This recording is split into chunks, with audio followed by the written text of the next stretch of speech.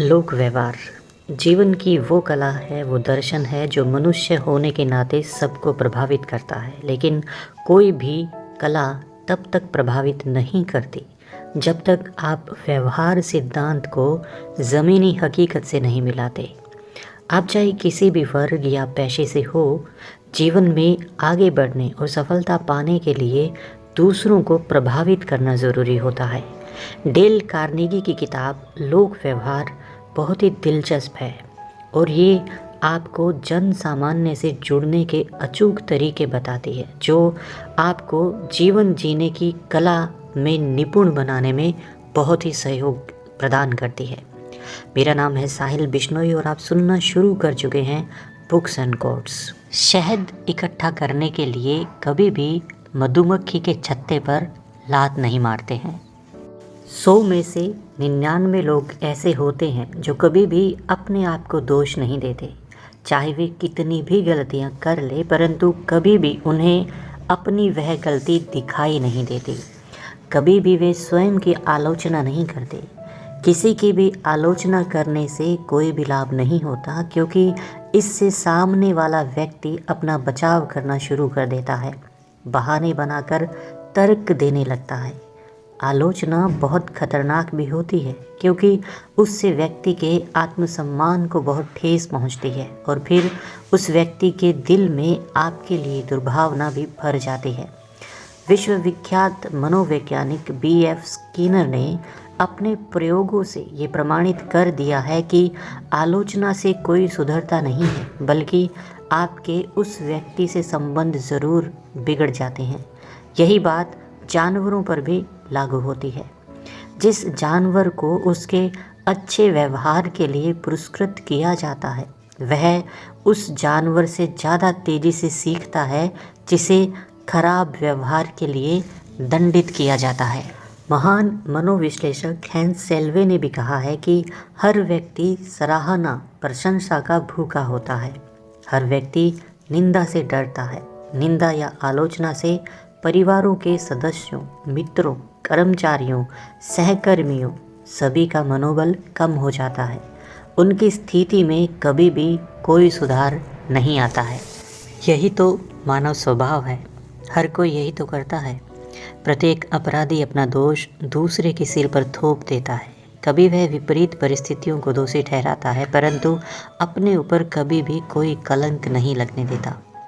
आलोचना तो बूमरैंग की भांति लौटकर हमारे ही पास आती है। आलोचना करने वाले को स्वयं अपनी ही आलोचना का सामना करना पड़ता है।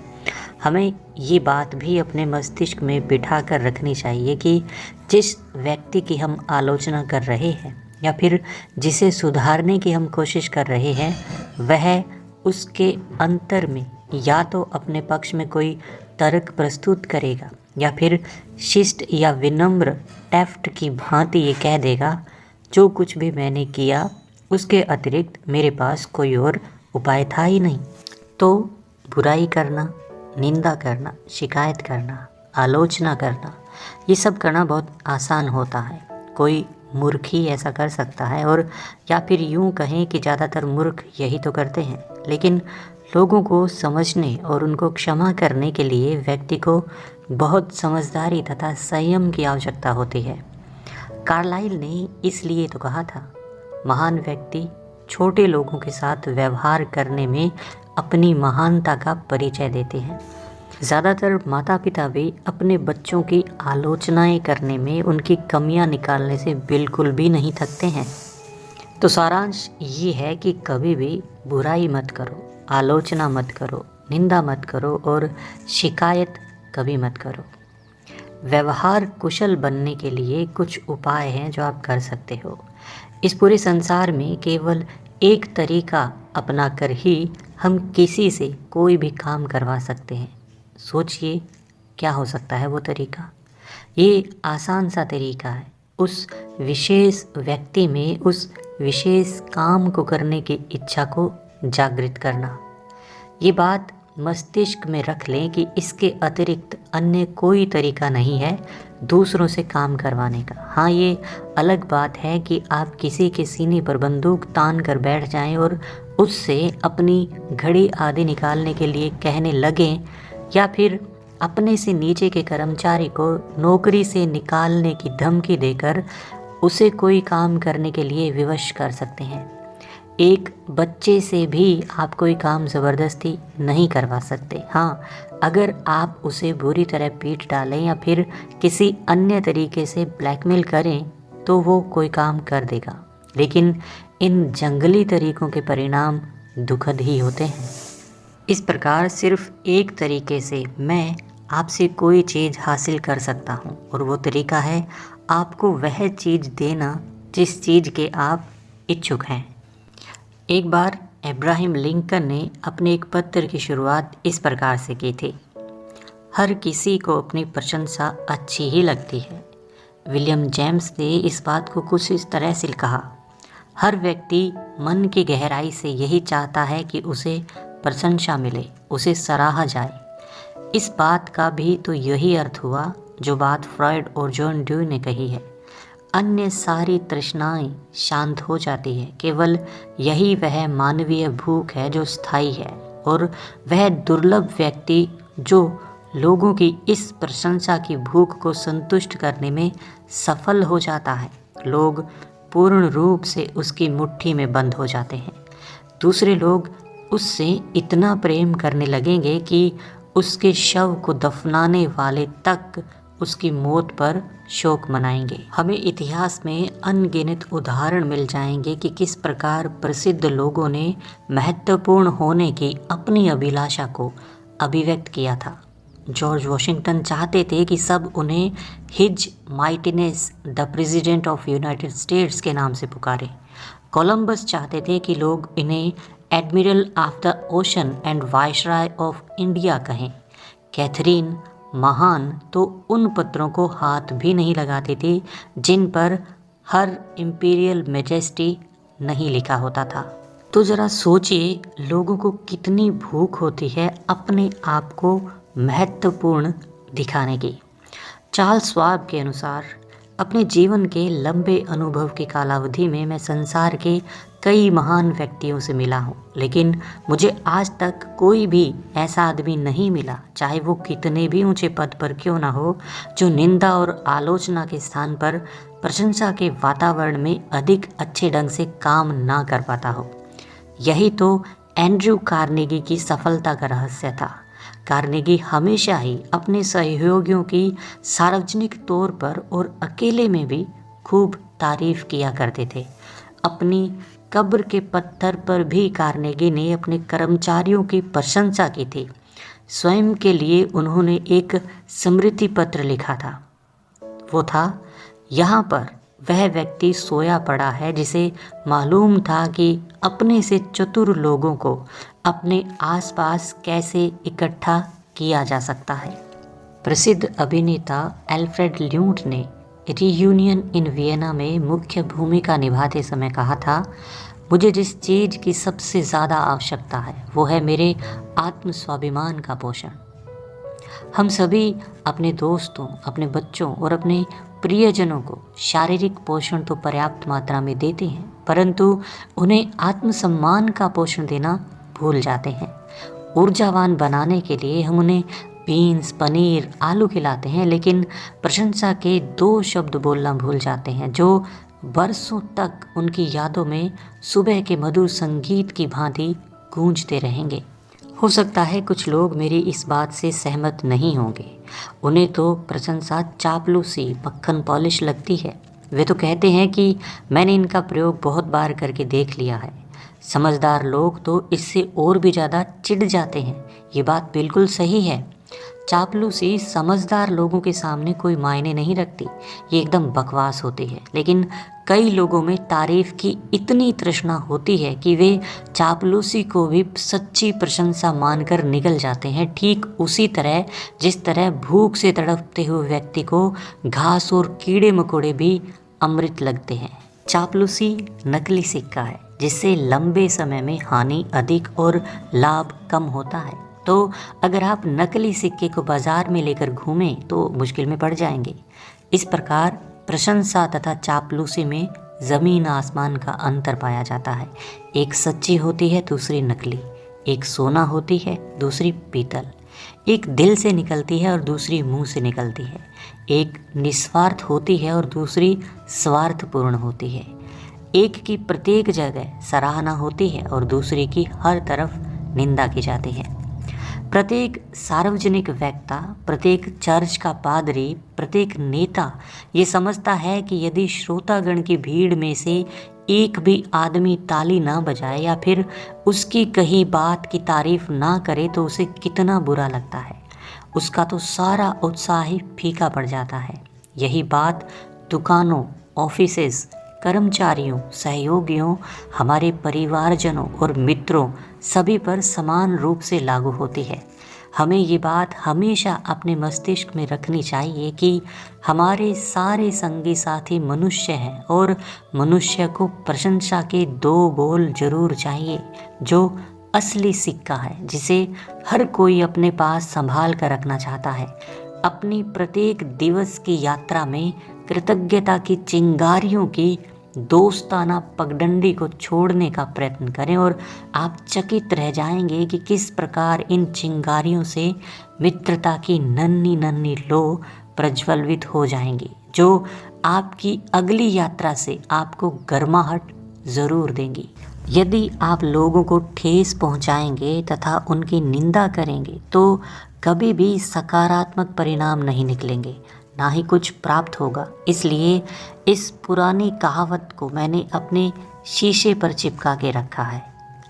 इस पथ पर केवल एक ही बार चलूँगा, इसलिए अगर मेरे किसी काम से किसी का भला हो सकता है तो मैं वो अच्छा काम अभी कर दूँगा।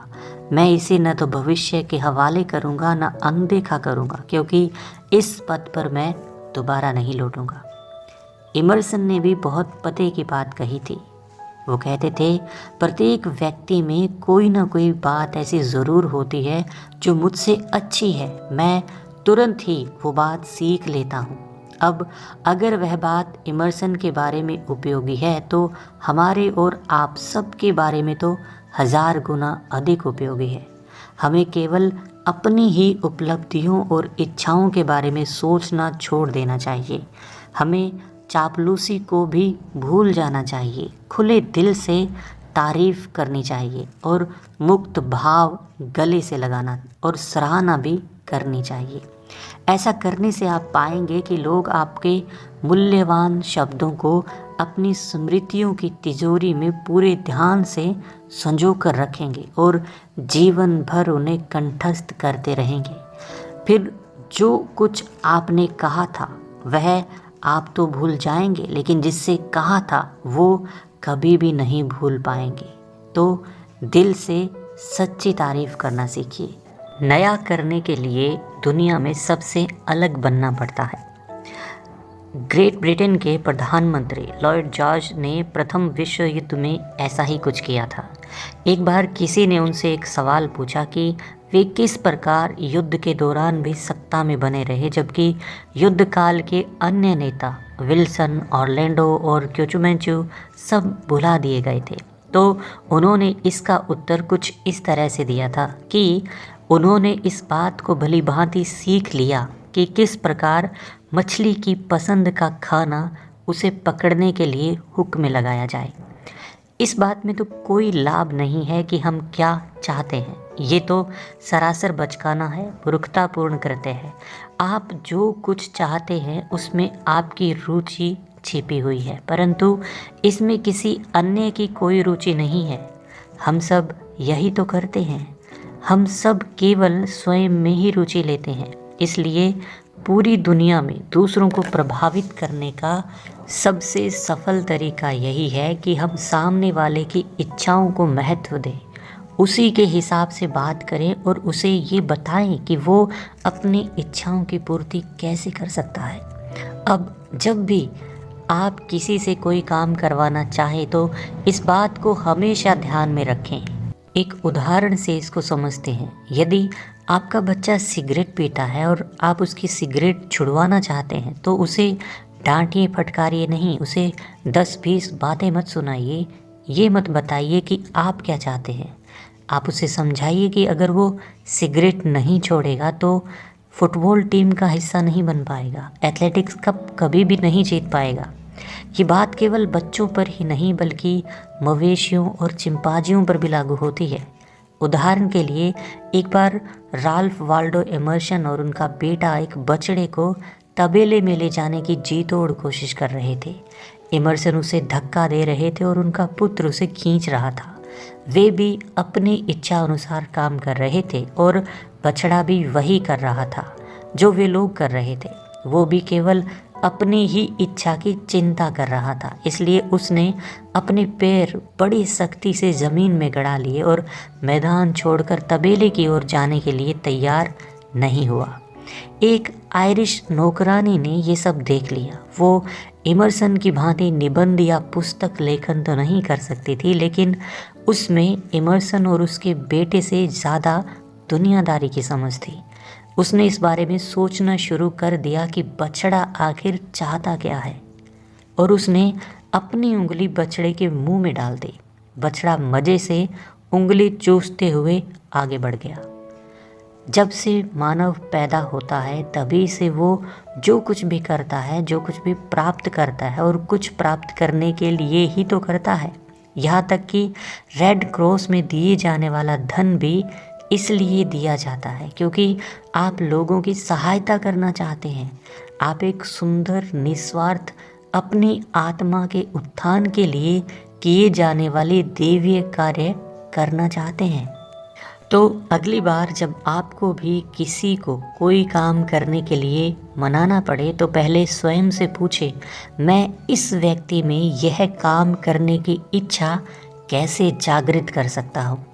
इस सवाल से एक लाभ यही होगा कि हम बिना जाने बूझे किसी परिस्थिति में कूदने से तथा अपनी इच्छाओं के बारे में अर्थहीन बातें करने से बच जाएंगे। आज आपको अनगिनत सेल्समैन फुटपाथ पर हताश, चिंतित, थके हारे घूमते दिख जाएंगे।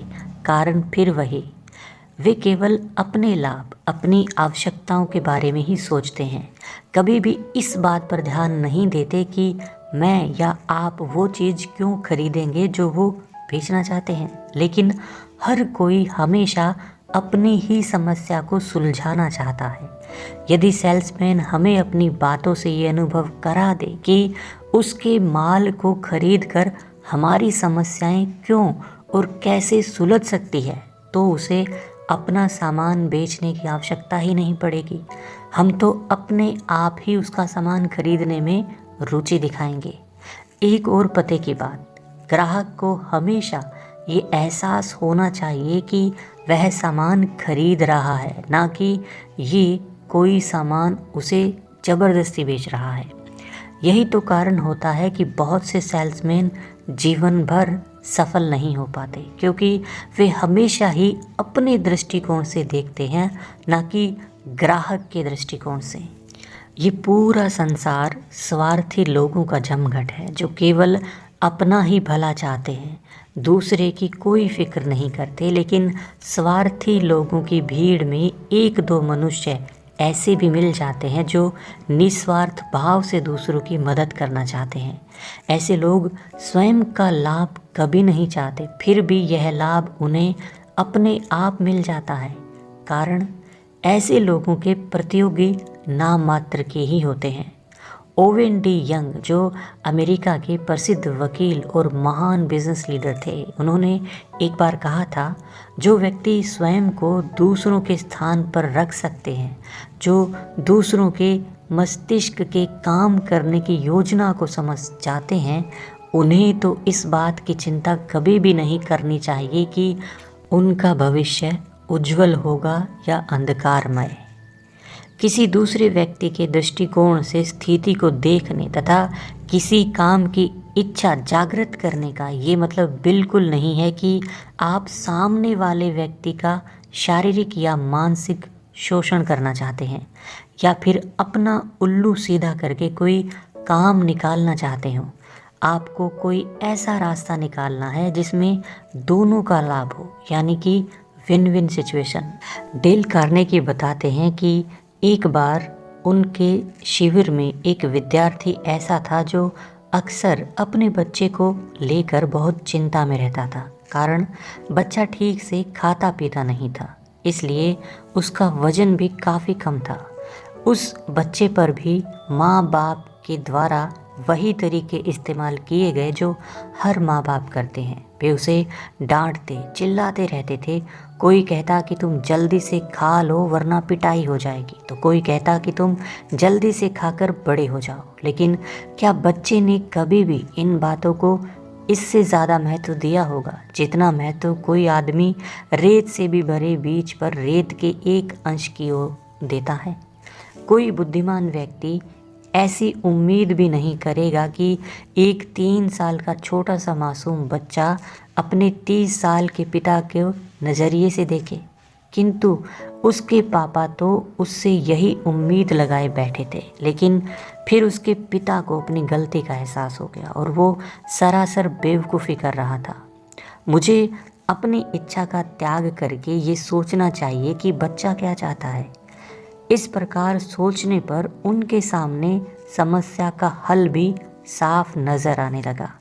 बच्चे को अपनी तिपहिया साइकिल ब्रुकलिन के घर के सामने चलाना बहुत अच्छा लगता था। इसी मोहल्ले में एक बड़ा बच्चा रहता था जो उस छोटे बच्चे की साइकिल छीन कर चलाने लगता था। फिर छोटा बच्चा दौड़ता हुआ अपनी मम्मी के पास आता था और माँ बड़े बच्चे को साइकिल से उतार कर उस छोटे बच्चे को उस पर बिठा देती थी। ये लगभग हर रोज़ होता था। बच्चे की मानसिकता को जानने के लिए किसी शर्लॉक होम्स की आवश्यकता नहीं थी। उसका गर्व, उसका गुस्सा, उसकी उत्तम दिखने की महत्वाकांक्षा, सब कुछ उसकी माँ चुटकियों में ही समझ जाती थी। फिर उसके पिता ने उसे समझाया कि अगर वह अपनी माँ का कहना मानकर ठीक से खाएगा तो एक दिन वो स्वयं ही उस बड़े बच्चे से बदला ले सकेगा। फिर तो जैसे बच्चे पर उस गुंडे बच्चे को मारने का भूत सवार हो गया और उसी दिन से उसने ठीक से खाना शुरू कर दिया। वो बच्चा हरी सब्जियाँ, दूध, पनीर, फल, रोटी सब कुछ बहुत शौक से खाने लगा ताकि बड़ा होकर उस बच्चे से बदला ले सके। आत्म अभिव्यक्ति मनुष्य के स्वभाव की सर्वोत्तम आवश्यकता होती है, ऐसा विलियम विंटर ने एक बार कहा था। फिर हम सब इस मनोवैज्ञानिक तथ्य को अपने व्यापार में क्यों नहीं उतार सकते? जब भी कोई अच्छा विचार हमारे दिमाग में आए तो हमें उसे अपने विचार के रूप में दूसरों के समक्ष प्रस्तुत नहीं करना चाहिए। हमें तो ऐसा प्रयास करना चाहिए कि वह अपने आप ही आ जाए। फिर वो विचार उन्हें अपना विचार लगेगा और वे उसे पसंद करने लगेंगे और फिर वे आपकी इच्छा का पालन भी आपके कहे बिना ही करने लगेंगे। इसलिए ये बात हमेशा याद रखें, सर्वप्रथम सामने वाले व्यक्ति में किसी कार्य को करने की प्रबल इच्छा जागृत करें। जिसने यह कर लिया पूरी दुनिया उसकी मुट्ठी में, और जो ये नहीं कर सकता वो अकेला ही रहता है।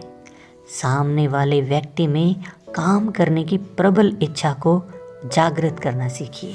लोगों के दिल में जगह बनाने की कोशिश कीजिए। लोगों के दिलों पर कैसे राज किया जाए, इस पाठ को सीखने के लिए ज़रूरी नहीं कि आप कोई बहुत अच्छी किताब पढ़ें। इसके स्थान पर आप इस संसार के सबसे अच्छे मित्र बनाने वाले की तकनीक क्यों नहीं सीख लेते? आखिर वो कौन है? शायद वो कल ही आपको सड़क पर दिख जाए। आपसे 10 फीट की दूरी पर ही वह अपनी पूंछ हिलाने लग जाएगा।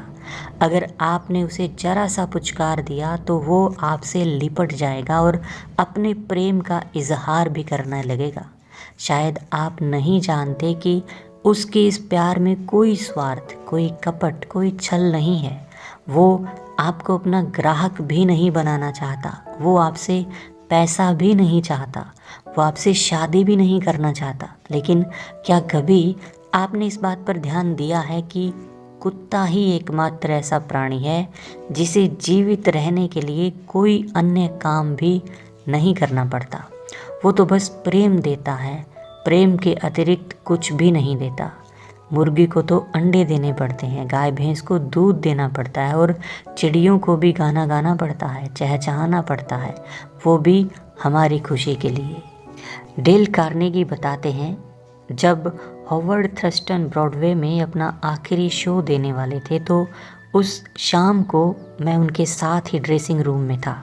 थर्स्टन एक विश्वविख्यात जादूगर थे जिन्होंने 40 से ज़्यादा सालों तक दुनिया के कोने कोने में जाकर अपना मायावी खेल दिखाया था तथा दर्शकों को दांतों तले उंगलियां दबाने पर मजबूर कर दिया था। 6 करोड़ लोग उनके शो के टिकट खरीद चुके थे और उन्हें लगभग 20 लाख डॉलर का लाभ हुआ था। इतना सब कुछ उन्होंने स्कूल में जाकर नहीं सीखा, क्योंकि वे तो बचपन में ही घर छोड़कर भाग गए थे। वे मालगाड़ियों में चुपके चुपके सवारी किया करते थे, घर घर जाकर भीख मांगकर पेट भरते थे, भूसे के ढेर पर सोते थे तथा रेल की पटरियों के आसपास या सड़कों पर लगे पोस्टरों को देखकर उन्होंने पढ़ना सीखा था। मैं बहुत उत्साहित था कि उन्होंने ये सब आखिर कैसे सीख लिया था, इसलिए मैंने थर्स्टन से उनकी सफलता का रहस्य जानना चाहा। क्या उन्हें केवल जादू का ही ज्ञान था? नहीं, बिल्कुल नहीं। जादू पर तो अनगिनत पुस्तकें लिखी जा चुकी है और कितने ही अन्य जादूगर उनके जैसा ही जादू जानते हैं, लेकिन उनके पास 2 ऐसी अनमोल चीज़ें थी जो दूसरों के पास नहीं थी। वे अपने व्यक्तित्व से सबको मोहित कर सकते थे, मतलब वे एक सफल और कुशल शोमैन थे। उन्हें मानव प्रकृति का पूरा अनुभव था। वे अपनी प्रत्येक मुद्रा, प्रत्येक कार्य, अपनी आवाज़ की हर तरंग, अपनी आंखें उठाने या झपकाने की प्रत्येक हरकत का पहले से ही पूरी तैयारी करके मंच पर उतरते थे। दूसरी सबसे महत्वपूर्ण बात ये थी कि उनकी दूसरों में वास्तविक रुचि थी। वे दिखावा पसंद नहीं करते थे। उन्होंने ही मुझे बताया कि कितने ही जादूगर दर्शकों को देखते ही कहते हैं, मेरे सामने कुछ मूर्ख लोग विराजमान हैं जिनमें बिल्कुल भी बुद्धि नहीं है, मैं तो आसानी से इनको मूर्ख बना दूंगा। लेकिन थर्स्टन का तरीका सबसे अलग था। हर बार मंच पर जाने से पहले वे स्वयं से कहते थे, मैं बहुत दिल से आभार प्रकट करता हूँ कि ये लोग मुझे देखने आए हैं। इन्हीं लोगों के कारण ही तो मैं अपनी आजीविका कमा पाता हूँ, अपना जीवन आनंद से गुजार पाता हूँ। मेरी पूरी कोशिश यही रहेगी कि मैं इन लोगों को निराश ना करूँ तथा इनके समक्ष अपना सर्वश्रेष्ठ प्रदर्शन कर पाऊँ। वे बार बार ये भी कहते थे, मैं अपने दर्शकों से असीम प्यार करता हूँ, मैं उन्हें दिल से चाहता हूँ। हो सकता है कि कुछ लोगों को ये बातें कोरी बकवास लगे, लेकिन मैंने अपनी ओर से एक भी शब्द नहीं जोड़ा है। मैं तो बस आपको संसार के सबसे विख्यात जादूगरों में से एक जादूगर की सफलता का रहस्य बता रहा हूँ। मेरा व्यक्तिगत अनुभव भी यही कहता है कि यदि हम किसी व्यक्ति में सचमुच रुचि दिखाएं तो चाहे वो कितना ही बिजी हो, कितना भी धनी हो, कितना भी महान क्यों ना हो, हमारी ओर कभी ना कभी ध्यान ज़रूर देगा, हमें अपना कीमती समय और सहयोग ज़रूर देगा। यदि आपको सचमुच किसी अच्छे दोस्त की ज़रूरत है तो इसके लिए आपको दूसरों के लिए कुछ करना होगा। ऐसा कोई काम जिसमें आपको अपना समय, अपने विचार, अपनी ऊर्जा सब कुछ लगाने होंगे। जब Duke of Windsor Prince of Wales थे तो उन्होंने दक्षिणी अमेरिका का दौरा किया था। महीनों की मेहनत से उन्होंने स्पेनिश सीखी थी, जिससे वे वहाँ के नागरिकों को उन्हीं की भाषा में ही संबोधित कर सके। दक्षिण अमेरिकी लोगों को उनका ये व्यवहार बहुत पसंद आया था। अब यदि हमें सच्चे दोस्त चाहिए, अगर हम लोगों का मन जीतने की इच्छा रखते हैं तो हमें उनसे उत्साहपूर्वक मिलना चाहिए, पूरी गर्म जोशी से उनका स्वागत करना चाहिए। जब भी कोई आपसे फ़ोन पर बातें करे तो भी आपको उत्साह से ही काम लेना चाहिए। हेलो कहने का ढंग ऐसा होना चाहिए कि सुनने वाले को लगे कि आप उससे बात करके प्रसन्न हैं। अनेक बड़ी कंपनियां तो अपने टेलीफोन ऑपरेटर्स को इस बात का प्रशिक्षण देती है जिससे वे सामने वाले से पूरी गर्मजोशी से बात कर सके और उन्हें प्रभावित कर सके। अब से आप भी इस बात का ज़रूर ध्यान रखें। अब यदि आप चाहते हैं कि दूसरे लोग आपको पसंद करें, आपकी सराहना करें, यदि आप सच्चे मित्र पाना चाहते हैं तथा यदि आप अपनी सहायता करने के साथ साथ दूसरों की भी सहायता करना चाहते हैं तो इस सिद्धांत को हमेशा अपने मस्तिष्क में रखें। दूसरे व्यक्तियों में सच्ची तथा वास्तविक रुचि लें। अब बात करते हैं लोगों को प्रभावित करने के कुछ सरल तरीकों के बारे में। हमारी शब्दों की चाल हमारे अच्छे कार्यों से बहुत धीमी होती है। आपकी मुस्कुराहट आपसे कहती है, मैं आपको पसंद करता हूँ, आपसे मिलकर मैं बहुत प्रसन्न होता हूँ। यही रिश्ता तो कुत्ते और मनुष्य के बीच होता है। आपका कुत्ता आपको देखते ही खुशी से उछलने लगता है, झूमने लगता है, मानो अपना सारा प्यार आप पर न्यौछावर कर देगा। और इसलिए तो हम भी अपने कुत्ते को देखकर इतने खुश हो जाते हैं। यही बात बच्चे की मुस्कुराहट के बारे में भी सही प्रमाणित होती है। आपने ऐसे अनगिनत उदास चेहरों को जरूर देखा होगा जो किसी डॉक्टर के क्लिनिक में आकर मुंह लटकाकर बैठ जाते हैं।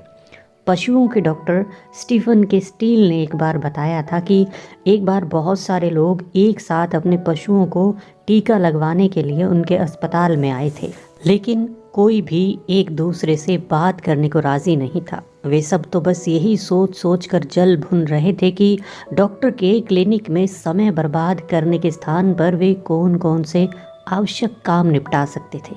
हमारी कक्षा में उन्होंने इस बात का उद्घाटन किया। 7-8 मरीज वेटिंग रूम में बैठे हुए थे। तभी एक महिला अपने 9 महीने के बच्चे और एक पालतू बिल्ली के साथ अंदर आई।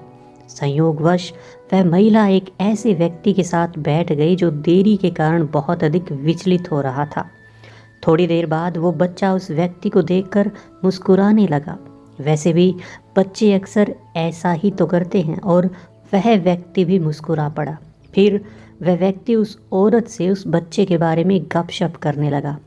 फिर वह अपने नाती पोतों के बारे में बताने लगा और धीरे धीरे सभी उस चर्चा में शामिल हो गए। और फिर तो जैसे बोरियत और तनाव दूर भाग गया और पूरा वातावरण सुखद और आनंददायक अनुभव में परिवर्तित हो गया।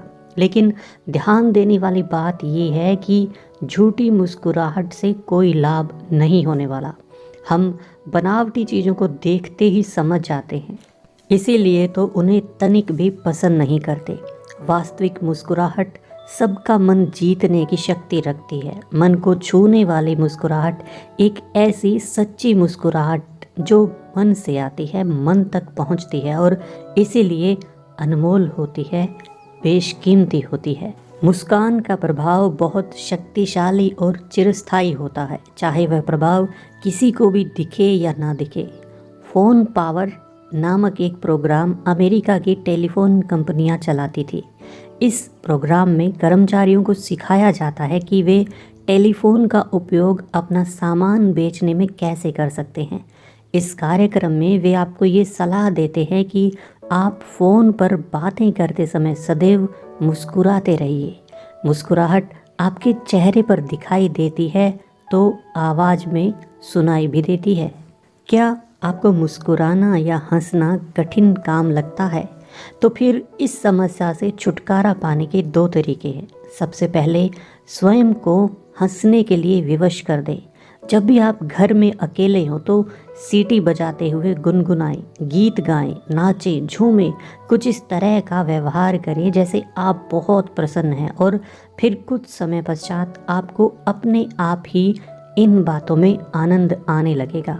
महान दार्शनिक एवं मनोवैज्ञानिक विलियम ने इस बात को कुछ इस तरह से स्पष्ट किया था। वो कहते हैं, हम सोचते हैं कि हमारे अच्छे बुरे काम हमारी भावनाओं का अनुसरण करते हैं, लेकिन वास्तविकता तो ये है कि कार्य और भावना साथ साथ चलते हैं और किसी भी काम पर नियंत्रण करने से हम अपनी भावना को भी नियंत्रित कर सकते हैं। क्योंकि कार्यों पर नियंत्रण करना सरल है, जबकि भावनाओं को नियंत्रण में रखना बहुत कठिन होता है।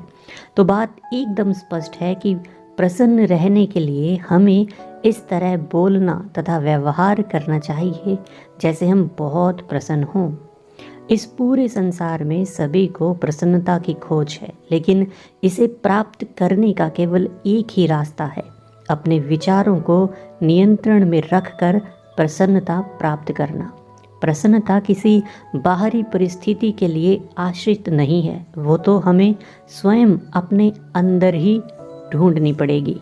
बाहर जाते समय अपनी ठोड़ी अंदर की तरफ खींचे और सिर के ऊपरी भाग को थोड़ा सा ऊपर की ओर तान ले। फिर अपने फेफड़ों में अधिक से अधिक हवा खींच लें। सूरज की रोशनी को पी जाएं। मित्र का अभिनंदन हंसकर करें। हर बार खुले दिल से हाथ मिलाएं। ये बात अपने मस्तिष्क से निकाल दें कि आपको गलत समझा जाएगा। दुश्मनों के बारे में बिल्कुल भी ना सोचें। ये बात निश्चित कर लें कि आप क्या करना चाहते हैं और फिर बिना किसी भटकाव के अपने लक्ष्य की ओर निरंतर बढ़ते जाएं। अपने मस्तिष्क को सदैव ही अच्छे कार्यों की ओर केंद्रित करें और फिर जैसे जैसे समय बीतता जाएगा आपको ये अनुभव होगा कि आप अपनी आशाओं की पूर्ति हेतु अवचेतन के माध्यम से आवश्यक अवसर बना रहे हैं। ठीक उसी प्रकार जिस प्रकार मूंगे का कीड़ा लहरों से अपनी आवश्यकता अनुसार जरूरी तत्व ग्रहण कर लेता है, अपने मस्तिष्क में सदैव ही उस गंभीर विशिष्ट योग्य व्यक्ति की तस्वीर रखें जो आप बनना चाहते हैं, और आपका यही विचार प्रत्येक क्षण आपको उस अमूल्य तस्वीर के निकट ले जाएगा। तो सर्वशक्तिमान सत्य होता है। सही मानसिक दृष्टिकोण एवं प्रत्येक लक्ष्य को पाने के लिए आवश्यक है साहस, ईमानदारी और प्रसन्नता। सबसे जरूरी बातें ही सही मनुष्य को रचनात्मक बनाती है।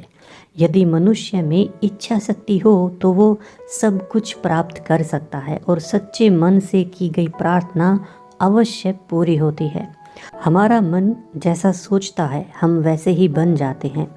अब अपनी ठोड़ी अंदर की ओर खींचें। अपने सिर का ऊपरी हिस्सा थोड़ा सा ऊपर की ओर तान लें। हम तो परमपिता परमात्मा की अविकसित अवस्था हैं। चीन के सभी दार्शनिकों ने बहुत ही समझदारी पूर्ण बातें कही है। उन्हें भली भांति मालूम था कि ये संसार कैसे चलता है। उनकी लिखी इस कहावत को हम अपने घर के मुख्य द्वार पर चिपका सकते हैं। क्या है वो?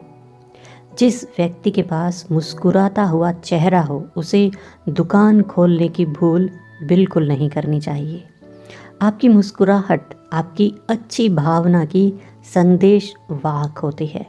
आपकी मुस्कुराहट से वे सभी जिंदगियां भी प्रज्वलित होती है जिनकी दृष्टि आपके चेहरे पर पड़ती है।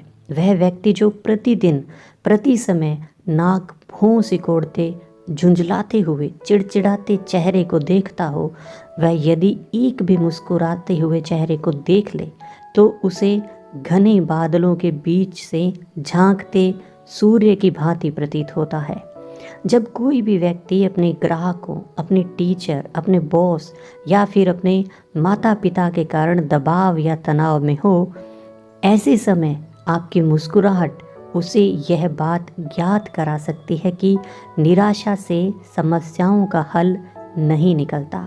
मुस्कुराहट कहती है कि संसार रंगीनियों से भरा पड़ा है। मुस्कुराहट की सबसे ज़्यादा ज़रूरत उस व्यक्ति को होती है जिसके पास दूसरों को देने के लिए मुस्कुराहट बची ही नहीं है। तो हमेशा मुस्कुराते रहिए। हमेशा याद रखें कि किसी मनुष्य का नाम उसे उसकी पहचान देता है, वही उसके लिए सबसे महत्वपूर्ण तथा आनंददायक शब्द होता है। संसार में प्रत्येक व्यक्ति को दूसरे से अधिक अपने नाम में रुचि होती है। किसी दूसरे के नाम को स्मरण रखकर उसका सरलता से उच्चारण करना अपनेपन को दर्शाता है। किसी के नाम को भूल जाना या फिर उल्टा सीधा उच्चारण करना परायेपन को दर्शाता है। यह गलती कभी कभी हमें कठिनाई में भी डाल देती है। वैसे जिन नामों का उच्चारण कठिन हो उन नामों को याद रख पाना कठिन होता है। लोग इन नामों की या तो उपेक्षा कर देते हैं या फिर किसी उपनाम से पुकारने लगते हैं। सिड लेवी को एक निकोडेमस पेपेडुलास नामक ग्राहक से कई बार मिलना पड़ा था। अधिकांश लोग उसे केवल निक कहकर पुकारते थे, लेकिन लेवी ने उस ग्राहक से मिलने जाने से पहले उसके नाम का सही उच्चारण करना सीख लिया। जब लेवी ने उसका अभिवादन यह कहकर किया, गुड आफ्टरनून मिस्टर निकोडेमस पेपेडुलास, तो वो हक्का बक्का रह गया। उसके मुंह से तो आवाज़ भी नहीं निकल पा रही थी, लेकिन तभी अपनी आंखों में प्रसन्नता के आंसू लिए वो बोला, मिस्टर लेवी, मैं इस देश में 15 सालों से रह रहा हूँ, लेकिन आज तक किसी ने भी मुझे मेरे सही नाम से नहीं पुकारा। अब एंड्रयू कार्नेगी की सफलता का रहस्य भी जान ले। लोग उन्हें स्टील किंग कहते थे, लेकिन स्टील के बारे में उनकी स्वयं की जानकारी अधिक नहीं थी। उनकी कंपनी के कितने ही कर्मचारी उनसे अधिक स्टील के बारे में ज्ञान रखते थे, लेकिन कार्नेगी लोक व्यवहार में बहुत निपुण थे और इसी कारण वे इतनी संपत्ति कमा सके। बचपन से ही उनमें आश्चर्यजनक संगठन शक्ति थी तथा नेतृत्व की प्रतिभा साफ साफ झलकती थी। 10 साल की उम्र तक एंड्रयू कार्नेगी यह बात समझ गए थे कि लोगों को अपने नाम से बहुत प्रेम होता है। अपना नाम सुनते ही वे अपने को महत्वपूर्ण समझने लगते हैं और अपनी इस जानकारी का उपयोग उन्होंने लोगों से सहायता प्राप्त करने में किया था। नाम की महत्ता का इससे बड़ा उदाहरण और क्या होगा कि शताब्दियों पहले से ही उच्च वर्ग के धनी लोग लेखकों, कलाकारों तथा संगीतकारों को दिल खोलकर आर्थिक सहायता इसलिए देते आ रहे हैं क्योंकि वो चाहते थे कि उनकी रचनाएं उनके नाम पर समर्पित हों। यही हाल पुस्तकालयों, संग्रहालयों का भी है। ऐसे दानियों की कभी भी कमी नहीं रही जो इन संस्थाओं को खूब धन दान स्वरूप देते आ रहे हैं, मात्र इसलिए कि उनका नाम मानवता के इतिहास में अजर अमर रहे। अधिकतर विश्वविद्यालयों के अनेकों कॉलेजों के भवनों पर उनके दानदाताओं के नाम अंकित होते हैं, जिन्होंने इन भवनों के निर्माण हेतु खूब धन दान स्वरूप दिया हो। यही हाल मंदिरों, मस्जिदों, गुरुद्वारों का होता है, जहाँ पर एक शाम पट्टी पे दानदाताओं की सूची लटकी रहती है, सिर्फ इसलिए कि उनका नाम वहाँ पे रहे। तो हमेशा याद रखें कि किसी मनुष्य का नाम उसे उसकी पहचान देता है, वही उसके लिए सबसे महत्वपूर्ण और आनंददायक शब्द होता है। तो अगली बार जब भी किसी से मिले, जहाँ तक हो उसे उसके नाम से आदर स्वरूप पुकारें। सफल वक्ता वो होता है जो सफल श्रोता भी हो। भूतपूर्व Harvard president Charles W Eliot ने सफल बिजनेस साक्षात्कार का रहस्य यह बताया था, किसी भी सफल बिजनेस चर्चा का रहस्य केवल इतना सा है, जो आपसे बातें कर रहा है उस पर संपूर्ण तरह से ध्यान केंद्रित करना आवश्यक है। यही तो सबसे बड़ी चापलूसी होती है। स्वयं इलियट बहुत अच्छे श्रोता थे। अमेरिका के महान उपन्यासकार हेनरी जेम्स ने अपने संस्करण में कहा है, डॉक्टर इलियट का लोगों की बातों को रुचि लेकर सुनना केवल मौन नहीं था, बल्कि वह तो एक प्रकार की गतिविधि थी। सीधे तनकर बैठ जाना, हाथों को बांधकर गोद में रख लेना तथा अपने अंगूठों को एक दूसरे पर लपेटने के अतिरिक्त उनके शरीर में कोई और गतिविधि नहीं होती थी। वे वक्ता की बातों को कान के साथ साथ आंखों से भी सुनते थे। वे अपने मस्तिष्क से सुनते थे और सामने वाले के बोलते समय सोचते थे कि आपको ये बात क्यों कहनी पड़ी। साक्षात्कार के अंत में उनसे बात करने वाला व्यक्ति यह महसूस करता था कि सामने वाले ने उनकी बातें ध्यानपूर्वक सुनी है। इस कला को सीखने के लिए आवश्यक नहीं है कि आप हार्वर्ड में 4 साल का प्रशिक्षण लें, ये तो व्यवहारिकता से आती है। हम सब ऐसे कितने ही डिपार्टमेंटल स्टोर मालिकों को जानते हैं जो महंगी महंगी दुकानें खरीद कर किफ़ायत से सामान खरीदते हैं, सजावट का पूरा ध्यान देते हैं, विज्ञापनों में हज़ारों डॉलर खर्च करते हैं और फिर सेल्समैन्स को नौकरी पर रखते हैं। लेकिन वे सेल्समैन ही अच्छे श्रोता नहीं होते, इसीलिए ग्राहकों की बात को बीच में ही काटते हैं, उनसे बेसिर पैर की बात करते हैं, उनके मन में इतनी चिढ़ पैदा कर देते हैं कि वे स्टोर से भाग जाने के लिए विवश हो जाते हैं। अनेक लोग अपना अच्छा प्रभाव केवल इसलिए नहीं छोड़ पाते क्योंकि वे दूसरे की बात ध्यान से सुनते ही नहीं हैं। वे तो बस यही सोचते रहते हैं कि उन्हें क्या बोलना है, इसके लिए उनके कान पूरी तरह खुले हुए नहीं रहते। महत्वपूर्ण व्यक्तियों का मानना है कि अच्छा श्रोता वक्ता से अधिक पसंद किया जाता है, लेकिन सुनने की कला और किसी भी कला से अधिक दुर्लभ है। अच्छे श्रोताओं को महत्वपूर्ण लोग ही पसंद नहीं करते, बल्कि वे तो सामान्य लोगों द्वारा भी खूब प्रशंसा पाते हैं। कुछ लोग ऐसे होते हैं जिन्हें देखते ही हर कोई अपना मुंह फेर लेता है, पीठ पीछे उनकी खिल्ली उड़ाते हैं, उससे नफरत करते हैं, क्योंकि वह व्यक्ति अधिक देर तक किसी की बात नहीं सुन सकता। उसका प्रयास तो यही होता है कि सामने वाले की बात बीच में ही काट कर अपनी बात कहना शुरू कर दे। क्या आप इस प्रकार के लोगों को जानते हैं? हम में से प्रत्येक ही ऐसे व्यक्ति के संपर्क में जरूर आया होगा। ऐसे व्यक्ति को लोग उबाऊ मनुष्य कहते हैं, जो अपने ही अहंकार में चूर रहता है और स्वयं को ही ब्रह्मांड का केंद्र बनाना चाहता है। एक और सच्चाई ये भी है कि जो लोग केवल अपने बारे में ही बातें करते हैं, वे सोचते भी केवल अपने बारे में है। इसलिए कोलंबिया यूनिवर्सिटी के प्रेसिडेंट डी निकोलस मरे बटले ने ऐसे लोगों के विषय में कहा है, जो लोग केवल अपने ही बारे में सोचते हैं, वे बुरी तरह अशिक्षित होते हैं, चाहे वे कितनी भी डिग्रियां क्यों न प्राप्त कर लें, रहते तो वे अनपढ़ ही हैं। अब यदि आप अच्छे वक्ता बनना चाहते हैं तो पहले अच्छे श्रोता बनना सीख लें। स्वयं को दिलचस्प बनाने के लिए सामने वाले में भी दिलचस्पी लें। ऐसे प्रश्न करें जो सामने वाले को मनोरंजक लगे, उसके बारे में, उसकी उपलब्धियों के बारे में पूछें।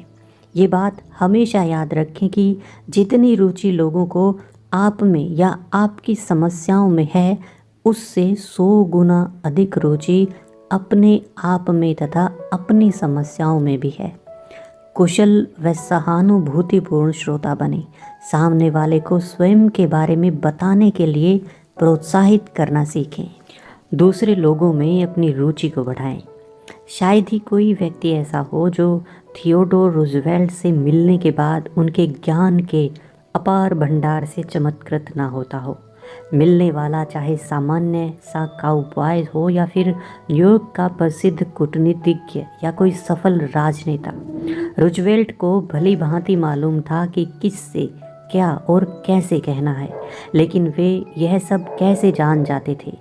उत्तर स्पष्ट है। जब भी रूजवेल्ट को किसी से मिलना होता था तो वो एक रात पहले उस विषय पर अध्ययन करके आगंतुक की रुचि के बारे में जान लेते थे। लेकिन रूजवेल्ट ऐसा क्यों करते थे? वह इसलिए क्योंकि वे जानते थे कि किसी भी आदमी के मन तक पहुंचने के लिए पहले उसके पसंदीदा विषयों पर बातें करना ज़रूरी है। येल में अंग्रेजी साहित्य के प्रोफेसर तथा प्रसिद्ध निबंधकार प्रोफेसर विलियम लियोन फेलिप्स ने यह सबक बहुत ही कम उम्र में सीख लिया था। अपने एक निबंध में ह्यूमन नेचर में फिलिप्स बताते हैं कि जब मैं 8 साल का था तो मैं अपनी चाची लिबी लिस्ले के घर पर स्टेटफोर्ड में छुट्टियां मनाने गया हुआ था। एक शाम एक अधेड़ व्यक्ति मेरी चाची से मिलने आया तथा उनसे थोड़ी देर बातें करने के बाद वो मेरी ओर बड़े ध्यान से देखने लगा। उस समय नावों के बारे में मैं बहुत जिज्ञासु था तथा उस आगंतुक ने अच्छे प्रकार से इस विषय पर चर्चा की तो मुझे बड़ा आनंद आया। उसके चले जाने के बाद मैंने उस व्यक्ति की बहुत तारीफ की तो मेरी चाची ने बताया कि वो न्यूयॉर्क का वकील था और नावों में तो उसकी बिल्कुल भी रुचि नहीं थी, लेकिन उसने मुझसे नावों के बारे में बात क्यों की? तो चाची बोली, क्योंकि वह व्यक्ति बहुत सभ्य तथा चतुर था। उसे मालूम था कि तुम्हारी नावों में बहुत रुचि है, इसलिए उसने तुम्हारी रुचि का ध्यान रखते हुए इस बारे में बात की थी। उसने तो तुम्हारे लिए अपने आप को रोचक बनाया था, इसलिए तुम्हें वो आदमी इतना अच्छा लगा। विलियम लॉन फेलिप्स आगे कहते हैं, मैं अपनी चाची की वो बात कभी भी नहीं भूला। तो इसलिए ये बहुत ज़रूरी हो जाता है कि सामने वाले व्यक्ति की रुचि के बारे में चर्चा करें। लोगों को तत्काल प्रभावित कैसे करें, हम उन्हें महत्वपूर्ण बता करके। जैसे मानव व्यवहार का एक अति आवश्यक नियम है, अगर हम उस नियम का पालन करेंगे तो कभी भी कठिनाई में नहीं फंसेंगे। हमारे पास अनगिनत सच्चे मित्र होंगे और हम सदा प्रसन्न रहेंगे, लेकिन उस नियम को तोड़ते ही हम कठिनाइयों में घेरे होंगे। ये नियम है, दूसरे व्यक्ति को सदैव महत्वपूर्ण अनुभव कराओ। जॉन ड्यूई पहले ही ये कह चुके हैं कि प्रत्येक व्यक्ति स्वयं को दूसरे की दृष्टि में महत्वपूर्ण दिखने की इच्छा रखता है। विलियम जेम्स भी इसी कथन से सहमत थे। प्रत्येक व्यक्ति के मन की गहराई में ये लालसा छिपी हुई होती है कि उसे सराहा जाए। यही लालसा तो हमें जानवरों से अलग करती है। इसी लालसा के कारण ही तो मानव सभ्यता का विकास हुआ है। सदियां बीत गई दार्शनिकों को चिंतन मनन करते करते, लेकिन सदैव ही ये बात सामने आई है कि आदमी में महत्वपूर्ण दिखने की इच्छा बचपन से ही होती है। ये सूत्र नया नहीं है, बल्कि उतना ही पुराना है जितना कि इतिहास। 2500 साल पहले ज़राथुस्त्र ने अपने अनुयायियों को ये शिक्षा दी थी। चीन में कन्फ्यूशियस ने भी 2400 साल पूर्व इसकी शिक्षा दी थी। ताओवाद के संस्थापक लाओ त्से ने होन की घाटी में अपने शिष्यों को यही सूत्र सिखाया था। ईसा के 500 साल पहले बुद्ध ने भी पवित्र गंगा के तट पर इसका पाठ पढ़ाया था। हिंदू धर्म ग्रंथों ने भी 1900 वर्ष पहले इस सूत्र की व्याख्या की थी। इसी नियम को एक विचार के रूप में ईसा मसीह ने कुछ इस तरह से कहा था, दूसरों के साथ वैसा ही आचरण करो जैसा तुम चाहते हो कि दूसरे तुम्हारे साथ करें।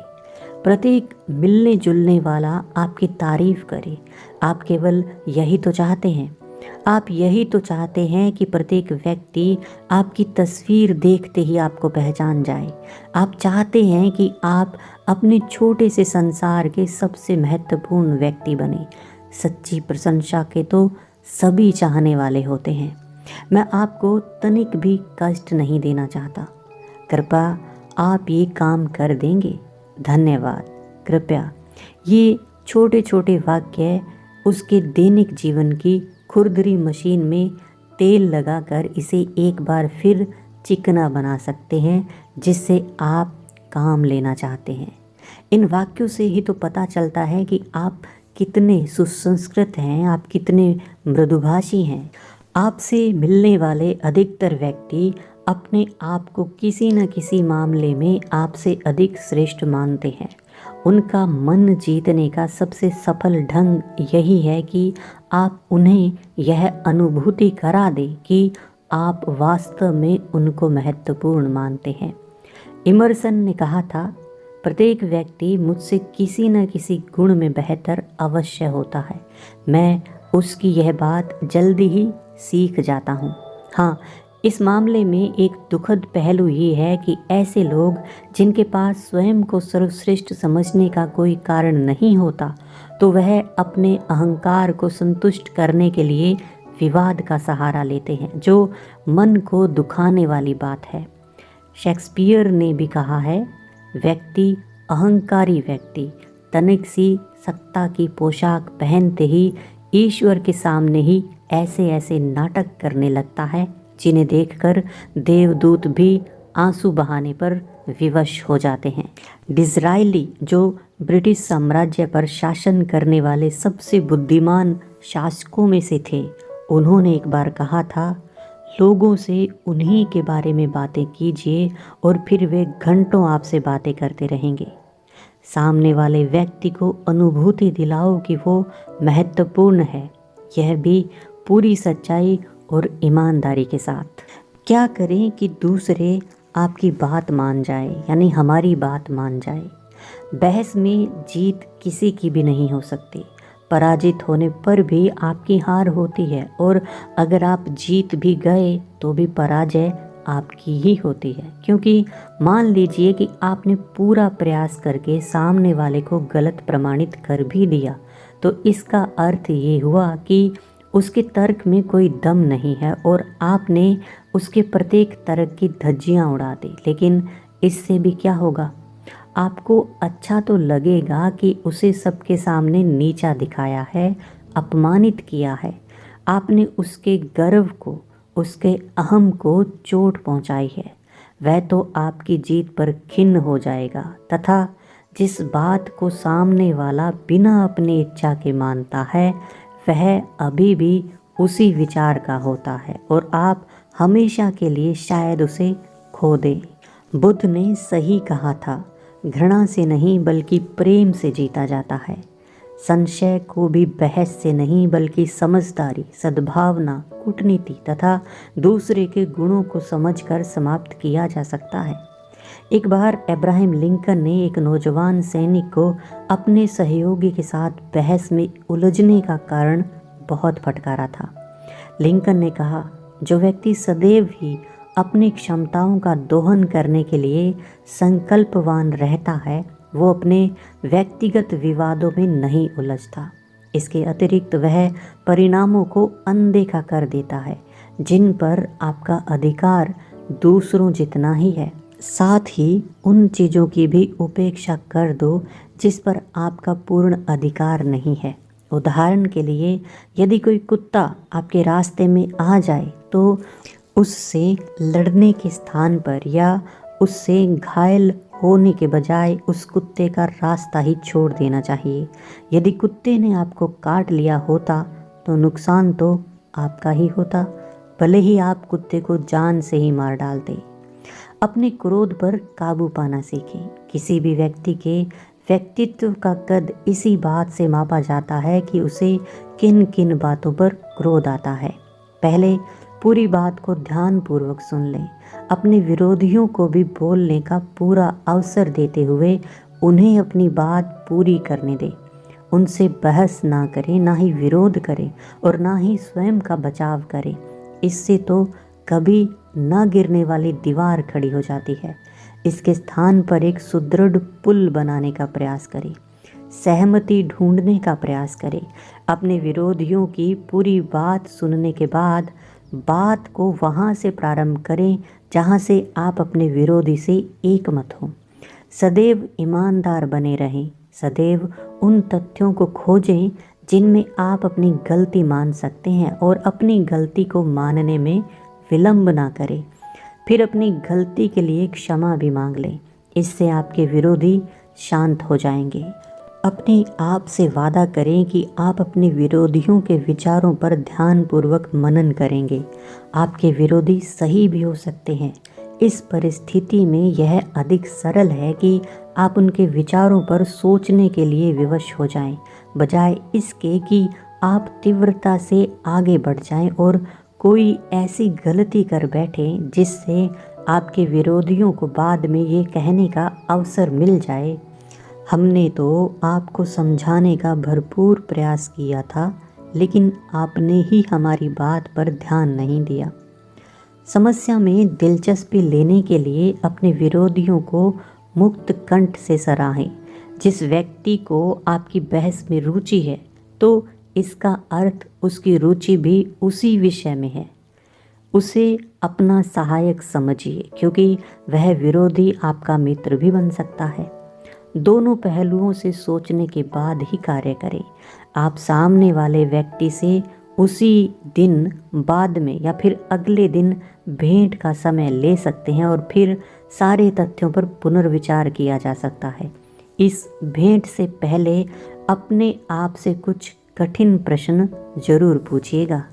बहस से एक ही लाभ हो सकता है और वह है बहस से बच करके निकल जाना। अपने दुश्मन को जानें और अच्छे से समझें। केवल शब्दों से ही नहीं बल्कि अपनी आँखों से या फिर अपनी आवाज़ के ढंग से या अपने हाव भाव से भी लोगों को यह प्रतीत करा सकते हैं कि वे सही नहीं हैं।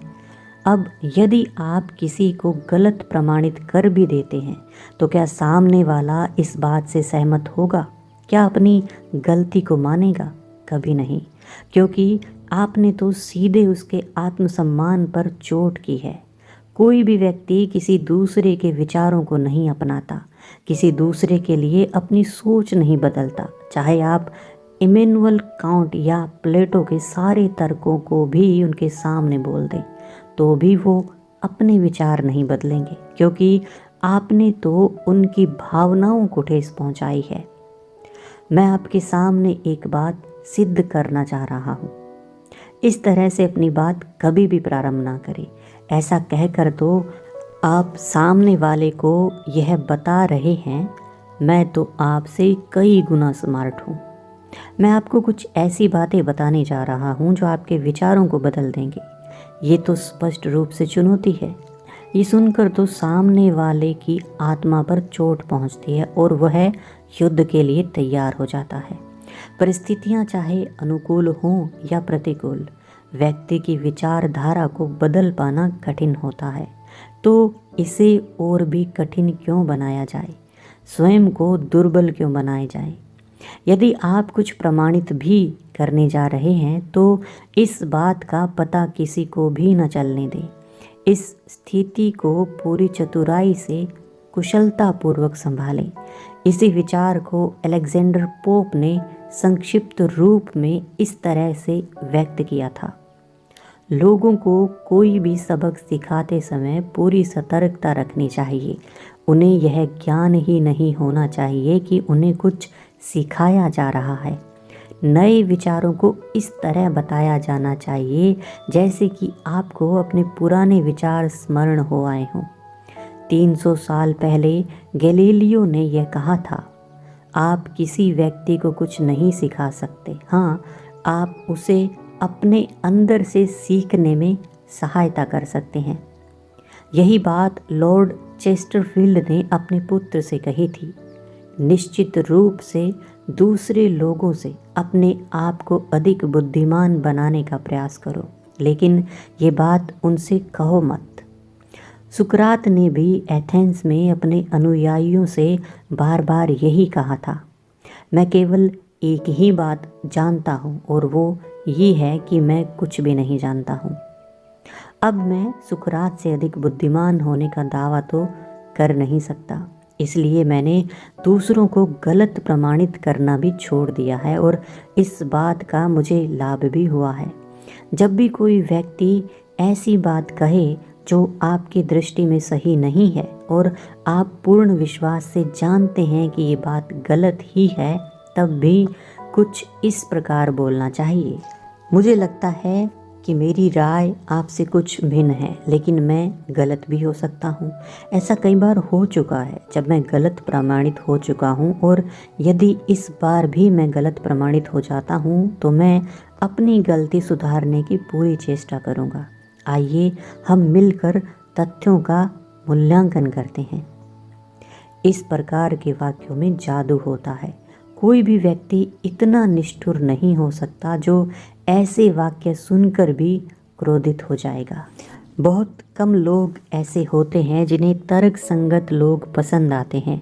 हम में से अधिकतर तो पूर्व ग्रहों से घिरे होते हैं और युगों से चली आ रही मान्यताओं में ही विश्वास रखते हैं। हम में ईर्ष्या, डर, शंका और अहंकार कूट कूट कर भरे होते हैं। हम में से अधिकतर लोग अपने विचारों को बिल्कुल भी नहीं बदलना चाहते। अब प्रश्न चाहे उनके हेयर कट का हो, उनके रहन सहन का हो, धर्म का हो, साम्यवाद का हो या फिर उनकी प्रिय नायिका का ही क्यों ना हो। जब हम गलत होते हैं तो मन से तो हम अपनी गलती मान लेते हैं और कभी कभी तो उस गलती को दूसरों के सामने भी स्वीकार कर लेते हैं। इससे हम अपनी उदारता और खुलेपन का परिचय देना चाहते हैं। लेकिन जब कोई स्पष्ट रूप से हमारी किसी गलती को प्रकट करता है तो हम अड़ जाते हैं और अपने अहंग को तो चोटिल नहीं होने दे सकते ना। अब यदि आप ऐसे सुझाव चाहते हैं जिनसे आपके संबंध दूसरों के साथ मधुर हो जाएं, यदि आपको भी अपने व्यक्तित्व में निखार लाना है तो बेंजामिन फ्रैंकलिन की आत्मकथा को पढ़ना बहुत आवश्यक है। ये सबसे उत्तम जीवनी होने के साथ साथ अमेरिकी साहित्य में एक अमर पुस्तक है। इसमें फ्रैंकलिन ने बताया है कि उन्होंने अपनी बहस करने की आदत पर कैसे नियंत्रण पाया और फिर किस प्रकार वे अपने आप को अमेरिकी इतिहास के सबसे सौम्य, सभ्य, कुशल तथा कूटनीतिक मनुष्य के रूप में स्थापित कर पाए। अपनी युवावस्था में बैन आवश्यकता से अधिक बहस किया करते थे। एक बार उनका एक पुराना मित्र क्वेकर उन्हें एक ओर ले गया और उन पर सच्चाई के कोड़े बरसाने शुरू कर दिए। उसने बैन से कहा, बैन, तुम्हारा स्वभाव कोई नहीं सुधार सकता। तुम्हारे विचार तुम्हारे विरोधियों को हथौड़े की चोट पहुंचाते हैं। तुम्हारे आक्रामक विचारों की किसी को भी चिंता नहीं है। तुम्हारे सहयोगी तो यही चाहते हैं कि कैसे तुमसे बचा जाए। तुम में वास्तव में इतना अधिक ज्ञान है तो किसी को भी तुम्हें कुछ भी बताने की आवश्यकता नहीं है। कोई इतना परिश्रम भी क्यों करेगा कि वह तुम जैसे विद्वान को कुछ समझाए। इसलिए तुम्हारे पास जितना भी ज्ञान है बस वही रहेगा। दूसरों से तो तुम कुछ भी नहीं सीख पाओगे और इसमें हानि भी तुम्हारी ही होगी। और इस बात के लिए बेन फ्रैंकलिन प्रशंसा के पात्र हैं कि उन्होंने इस अपमानजनक आलोचना को बहुत अच्छी प्रकार से लिया।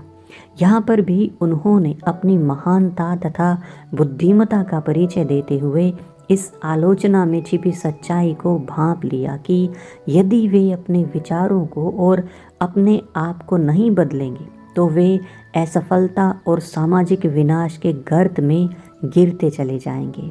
उन्होंने अपनी गलती को मान लिया तथा अपने शब्दकोश से आलोचना और बहस जैसे शब्दों को निकाल फेंका।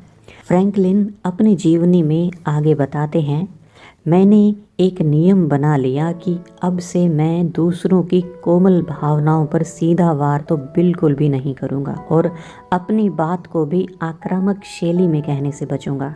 अब से मैं अपनी भाषा में निश्चित रूप से निस्संदेह जैसे शब्दों का प्रयोग नहीं करूँगा। इसके स्थान पर मेरी भाषा ऐसी होगी। मुझे लगता है, इस समय मुझे ऐसा प्रतीत हो रहा है, मैं समझता हूँ जैसे जैसे। अब जब भी कोई व्यक्ति अतार्किक बात कह देता था और मैं जानता था कि वह सही नहीं है तो भी मैं उसका विरोध सीधे रूप से करने से ही बचता था। यदि मुझे गलती बतानी भी होती थी तो मैं एक कूटनीतिज्ञ के रूप में बताता था। जैसे अनेक मामलों या परिस्थितियों में सामने वाले की बात सही हो सकती थी, लेकिन मुझे ऐसा प्रतीत होता था कि इस मामले में यह सही नहीं होगी। मुझे अपनी शैली बदलने में बहुत लाभ भी हुआ। अब मेरी चर्चाएं शांतिपूर्ण होने लगी। अब मैं अपने विचारों को बड़े ही विनम्र तथा शालीन शैली में दूसरे के समक्ष प्रस्तुत करता था, इसलिए वे भी प्रसन्नतापूर्वक मेरी बात से सहमत हो जाते थे। यदि मैं गलत भी होता था तो भी मुझे घोर अपमान का सामना नहीं करना पड़ता था, क्योंकि प्रत्येक चीज़ उसी रूप में हमारे पास वापस आती है जिस रूप में हम दूसरों को देते हैं। जब मैं सही होता था तो मेरे विरोधी भी मेरी बात से सहमत हो जाते थे। वे भी तो मेरी ही नीति पर चल रहे थे। प्रारंभ में इस तकनीक पर चलते हुए मुझे अपनी स्वाभाविक इच्छाओं का हनन करना पड़ रहा था। मुझे बहस किए बिना जीना पड़ रहा था, लेकिन बाद में यही तकनीक मेरे लिए सहज हो गई और मुझे इसकी आदत सी पड़ गई। फिर मैं अपनी इसी आदत के कारण से अपने मित्रों तथा सहयोगियों में इतना प्रसिद्ध हो गया कि जब भी मैं किसी नई संस्था का प्रस्ताव रखता था या फिर पुरानी संस्था में कोई बदलाव चाहता था तो वे मेरी बात पर आसानी से सहमत हो जाते थे। राजनीतिक क्षेत्र में भी मेरी सफलता का यही रहस्य था। जरा सोचिए, मैं ना तो एक अच्छा वक्ता था, बोलने की कला में भी मैं कुशल नहीं था, मेरी शब्दावली भी अधिक लुभावनी नहीं थी, लेकिन फिर भी मैं अपनी बात मनवा ही लेता था। ये थे फ्रैंकलिन के शब्द। एक बार मार्टिन लूथर किंग से किसी ने पूछ लिया कि वैसे तो वे शांति के पक्षधर हैं, लेकिन फिर भी देश के सबसे बड़े अश्वेत officer air force general Daniel Chappie James के महान प्रशंसक हैं, तो उन्होंने तत्काल उत्तर दिया, मैं लोगों को अपने सिद्धांतों पर ना तोलकर उन्हीं के सिद्धांतों पर तोलता हूँ। एक बार इसी प्रकार जनरल रॉबर्ट ई ली ने कॉन्फिडेंसरी के प्रेसिडेंट जेफरसन डेविस के सामने अपने एक अधीनस्थ ऑफिसर की खूब तारीफ की।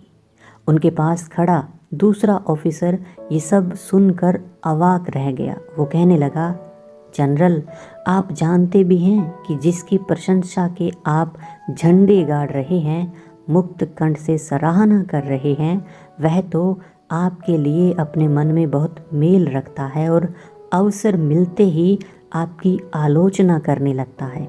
इस पर जनरल ली ने उत्तर दिया, मुझे सब पता है, लेकिन प्रेसिडेंट ने उसके बारे में मेरे विचार पूछे थे, मेरे बारे में उसके विचार नहीं पूछे थे। तो हमेशा दूसरे व्यक्ति के विचारों का सम्मान करें, भूलकर भी यह ना कहें आपकी बात गलत है। कभी भी अपनी गलती स्वीकारने में परहेज नहीं होना चाहिए। अब आप एक तकनीक का प्रयोग करके ज़रूर देखें। यदि कोई आपकी गलती पर आपको डांटने वाला हो तो अच्छा यही होगा कि आप उससे पहले ही अपनी गलती मान लें, अपनी बुराई करना शुरू कर दें, बजाय इसके कि सामने वाला आपकी गलतियां बताकर आपको डांटे। अपनी उन सारी गलतियों को मन से स्वीकार कर लें जिनके लिए आपको डांट पड़ने वाली है। यदि आप ऐसा करेंगे तो सामने वाला भी आपके प्रति उदार होकर आपको क्षमा कर देगा। प्रत्येक मूर्ख व्यक्ति अपनी गलती को छिपाने के लिए हमेशा 100 प्रकार के बहाने बनाता है और हम में से अधिकतर लोग यही करते हैं। लेकिन यदि आप अपनी गलती मान लेते हैं तो सामने वाले की दृष्टि में आप और भी ऊपर उठ जाते हैं तथा इससे आपको आनंद और प्रतिष्ठा का अनुभव होता है। एल्बर्ट हॉबर्ट देश के बहुत सम्मानित और प्रसिद्ध लेखक थे। कभी कभी उनके वाक्यों की चुभन से लोगों की भावनाएं भड़क उठती थी, लेकिन हॉबर्ट में लोक व्यवहार की दुर्लभ कला कूट कूट कर भरी थी। इसी के कारण उनके शत्रु भी उनके मित्र बन जाते थे। उदाहरण स्वरूप, यदि कोई पाठक उनके लेख से चिढ़कर यह लिखता था कि वह उनके उस लेख में व्यक्त विचारों से बिल्कुल भी सहमत नहीं है तथा अंत में वह लेखक में कमी भी निकाल देता था, तो हॉबर्ट उस पत्र का उत्तर कुछ इस प्रकार देते थे। यदि ध्यानपूर्वक देखा जाए तो आज की तारीख में मैं स्वयं ही अपने उस लेख के विचारों से पूर्णतया सहमत नहीं हूँ। मैं जो कुछ भी आज लिखता हूँ, अगले दिन वही मुझे अच्छा नहीं लगता। मैं मन से आपका आभारी हूँ कि आपने अपने विचार लिखकर भेजे। मुझे प्रसन्नता होगी कि आप और मैं किसी दिन इस विषय पर विस्तार पूर्वक चर्चा करें। हाँ, अभी इस समय मैं दूर से ही आपको नमस्ते करता हूँ। आपका अपना हॉबर्ट। अब आप स्वयं ही सोचिए कि इस प्रकार का उत्तर पाकर क्या कोई उस व्यक्ति के बारे में कुछ गलत सोच सकता है?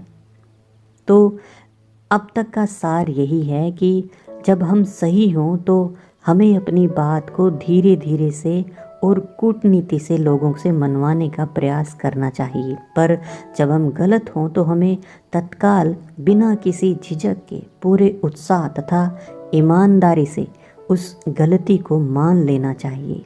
इस तकनीक का प्रयोग करने से सुखद परिणाम निकलेंगे तथा साथ साथ आपको भी आत्मिक संतुष्टि का अनुभव होगा।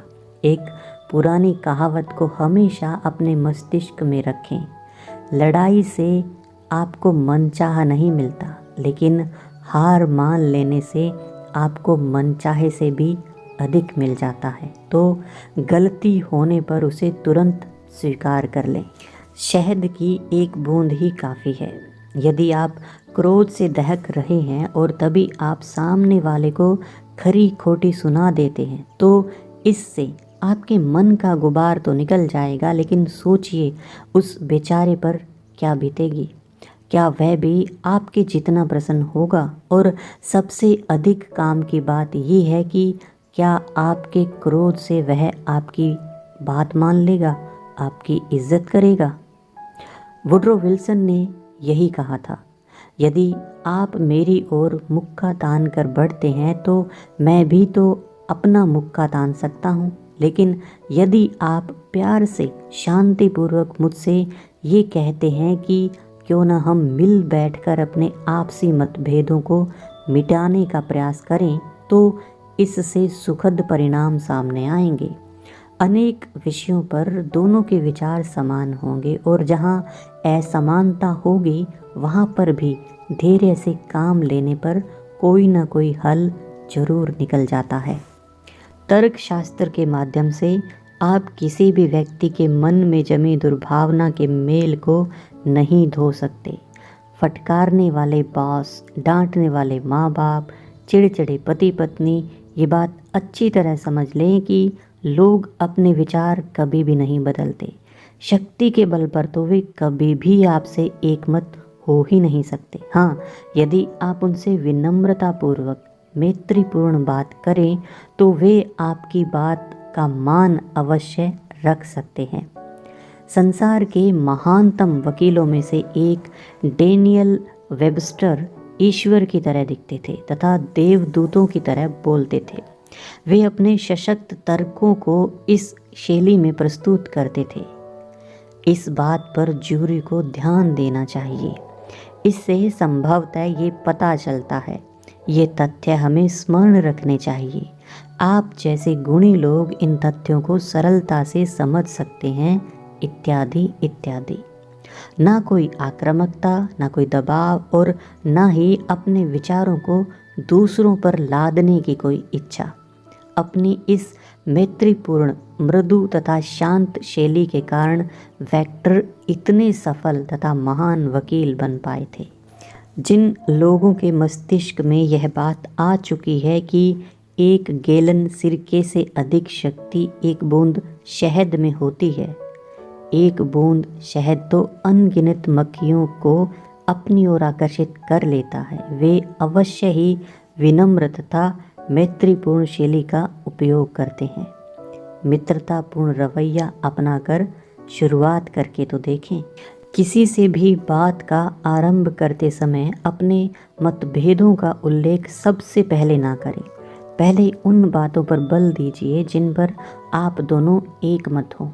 जहाँ तक संभव हो सदैव इस बात पर बल दीजिए कि आप दोनों का लक्ष्य तो एक समान ही है और आप में अंतर केवल उस साधन का है जिनके माध्यम से आप उस लक्ष्य तक पहुंचना चाहते हैं। अतः प्रारंभ से ही सामने वाले व्यक्ति को हाँ हाँ बोलने पर विवश कर दीजिए। ऐसी स्थिति ही ना आने दें कि सामने वाला व्यक्ति नहीं शब्द कह सके। प्रोफेसर ओवरस्ट्रीट के अनुसार यदि सामने वाला व्यक्ति एक बार नहीं कर देता है तो फिर उसकी ना हाँ में बदलवाना बहुत कठिन हो जाता है।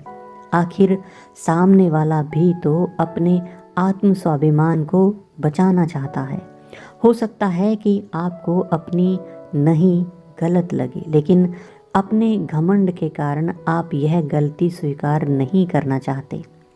प्रत्येक व्यक्ति अपनी कही बात पर अड़े रहना चाहता है, इसलिए बातचीत का प्रारंभ हाँ से करें।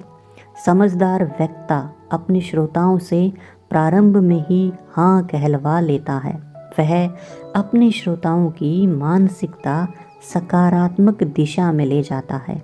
यह सोच किसी बिलियर्ड की गेंद की गति की तरह ही है। गेंद की ही भांति इसकी दिशा को बदलना बहुत कठिन काम है।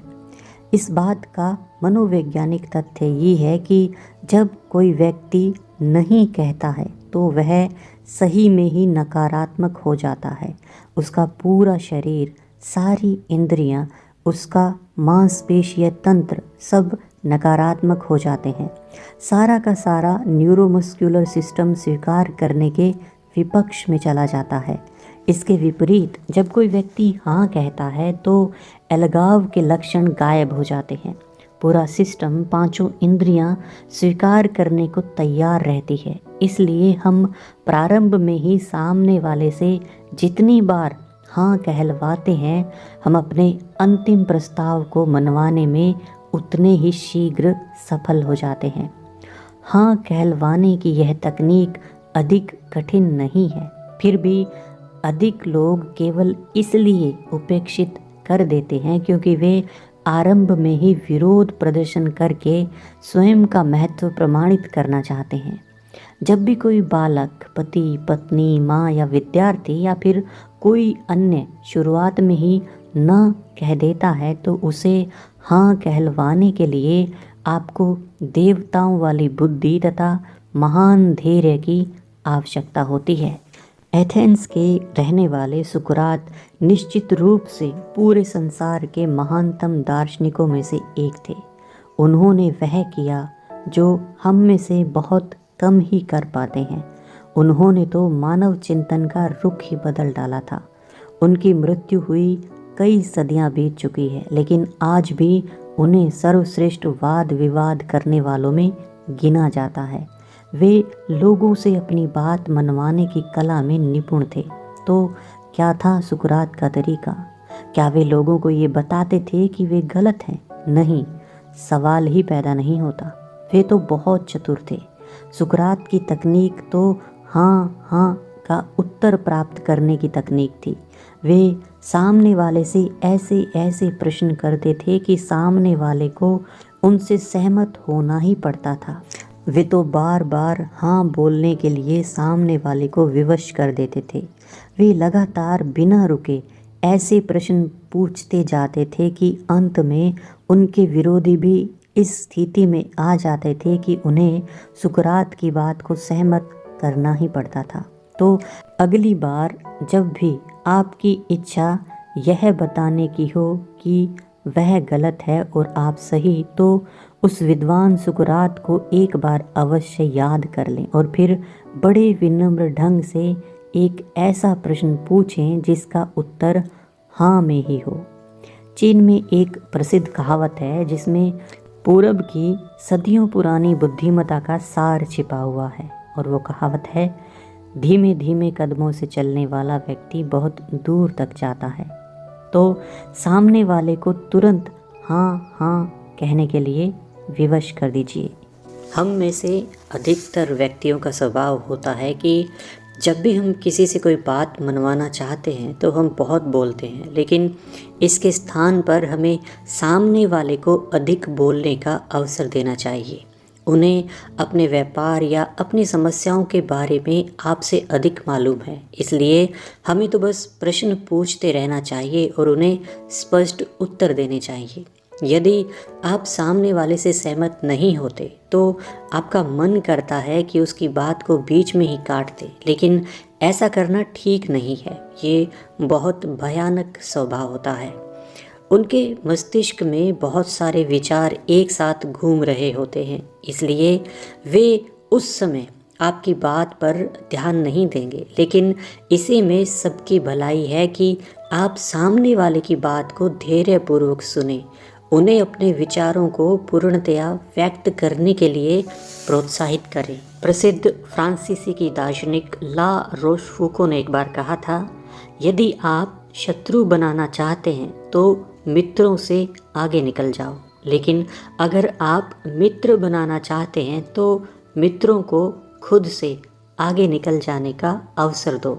ये बात पूरी तरह से सच है, क्योंकि यदि आपके दोस्त आपसे आगे निकल जाते हैं तो वे स्वयं को महत्वपूर्ण समझने लगते हैं। फिर ईर्ष्या का सवाल नहीं उठता। लेकिन जब आप उनसे आगे निकलने की होड़ में लग जाते हैं तो बस ईर्ष्या ही रह जाती है।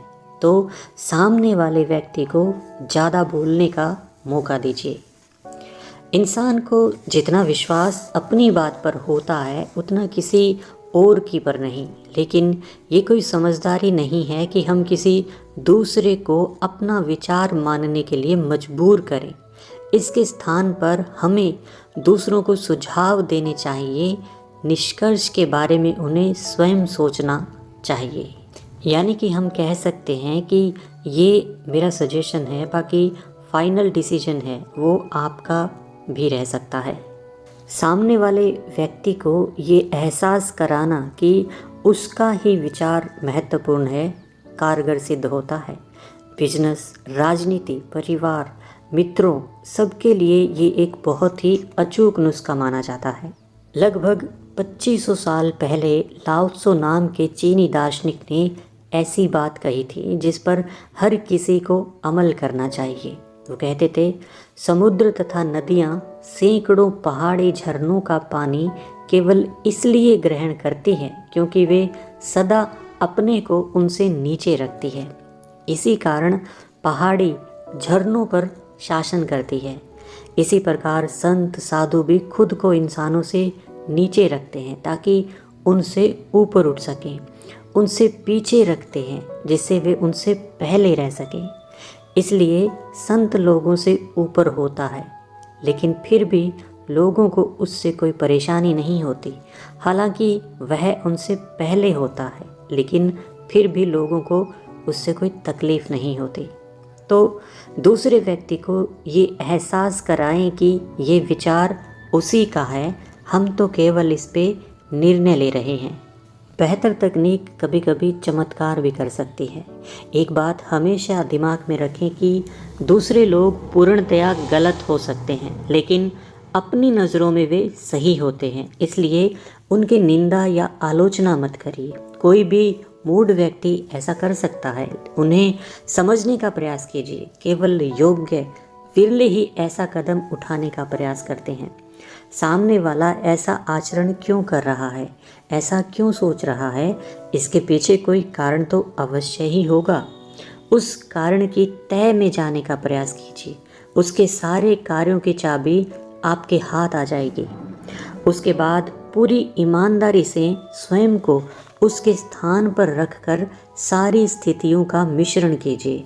स्वयं से प्रश्न कीजिए, यदि मैं उसके स्थान पर होता तो कैसा महसूस करता। यदि आप ऐसा करते हैं तो सारी समस्याएं पलक झपकते ही दूर हो जाएंगी, क्योंकि कारण में दिलचस्पी लेकर निष्कर्षों की आलोचना करने से बच सकते हैं।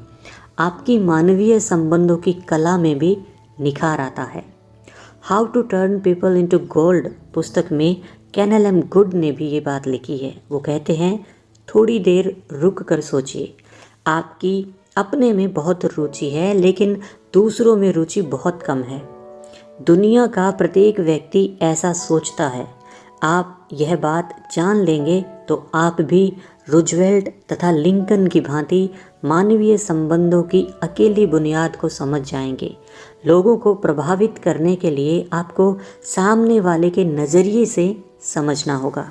हम जब सामने वाले के नज़रिए से चीज़ों का अवलोकन करते हैं तो हमारी व्यक्तिगत समस्याएं तथा तनाव बहुत कम हो जाते हैं। हमेशा अपने दृष्टिकोण के साथ साथ सामने वाले के दृष्टिकोण से सोचना तथा देखना है, तो यह आपके करियर में काफ़ी उन्नति कर सकता है। पूरी ईमानदारी से सामने वाले इंसान का दृष्टिकोण समझने की कोशिश कीजिए। क्या आपको भी ऐसे करिश्माई वाक्य की खोज है जो बहस को ख़त्म कर दे, सद्भावना तथा मैत्री कायम कर दे तथा सामने वाले को आपकी बात ध्यान से सुनने के लिए मजबूर कर दे? बिल्कुल, ये रहा वो करिश्माई वाक्य। वो है, मैं आपको बिल्कुल दोष नहीं देना चाहता। यदि आपकी जगह मैं होता तो निस्संदेह ऐसे ही सोचता तथा ऐसे ही करता। इस प्रकार के शब्दों से कठोर दिल वाला आलोचक भी मोम की तरह पिघल जाएगा। जब आप ऐसा करते हैं तो एकदम सही करते हैं। आप जो कुछ भी हैं उसका श्रेय आपको न के बराबर जाता है। लोग असभ्य, चिड़चिड़े, अतार्किक होते हैं, इसमें भी उनका दोष बहुत कम होता है। हमें उन दुर्भाग्यशाली व्यक्तियों के प्रति सहानुभूति रखना चाहिए। स्वयं से कहिए, ईश्वर का लाख लाख शुक्र है कि मैं उसकी जगह पर नहीं हूँ। जितने लोगों से आपका सामना होता है उनमें से ज़्यादातर तो सहानुभूति, प्रेम, सराहना सबके भूखे होते हैं। अपनी शानदार पुस्तक एजुकेशनल साइकोलॉजी में डी आर्थर आई गेट्स ने लिखा है, पूरी मनुष्य जाति सहानुभूति की भूखी है।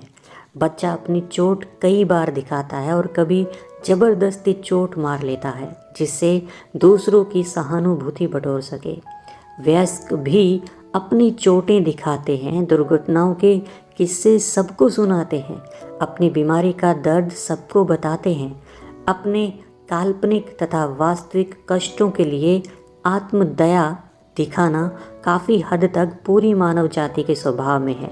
यदि आप अपनी बात मनवाना चाहते हैं तो इस नुस्खे पर जरूर अमल करें। सामने वाले व्यक्ति के विचारों तथा इच्छाओं के बारे में सहानुभूति जरूर दर्शाएं। एक और पूर्ण सत्य है कि हर इंसान खुद को सबसे अच्छा, ईमानदार और निस्वार्थ समझता है। जे पियरमंट मॉर्गन ने एक बार कहा था कि हर काम को करने के पीछे इंसान के पास दो कारण अवश्य होते हैं। पहला वास्तविकता के करीब होता है तथा दूसरा कहने सुनने में बड़ा रोचक लगता है। ये बताने की कोई आवश्यकता नहीं है कि हर व्यक्ति वास्तविक कारण जरूर जानता है, लेकिन हम सभी दिल से आदर्शवादी होते हैं, इसलिए उन कारणों के विषय में सोचना पसंद करते हैं जो सुनने में अच्छे लगते हैं।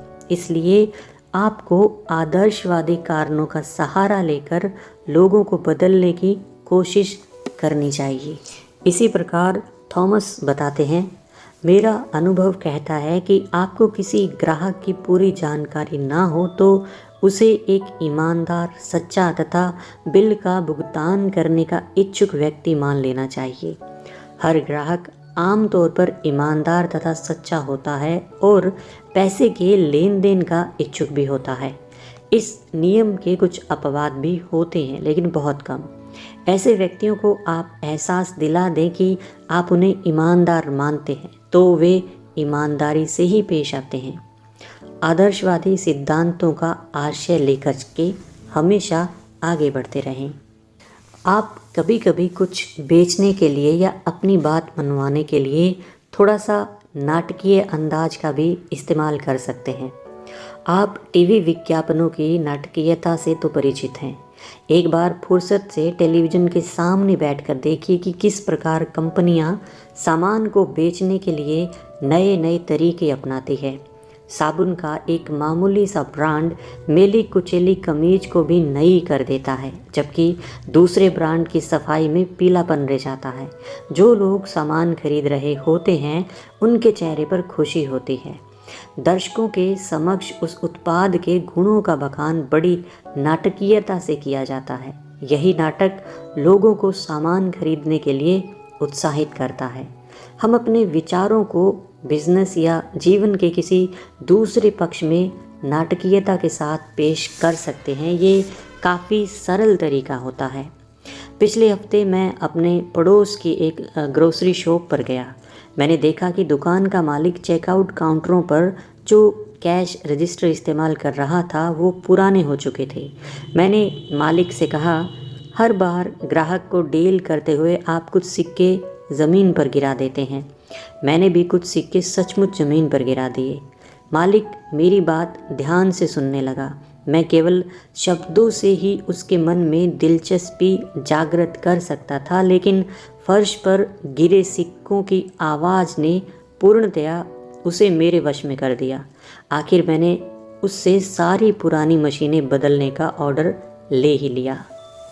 तो आप भी जब बात ना बने तो अपनी बातों को नाटकीय अंदाज में भी पेश करके देख सकते हैं।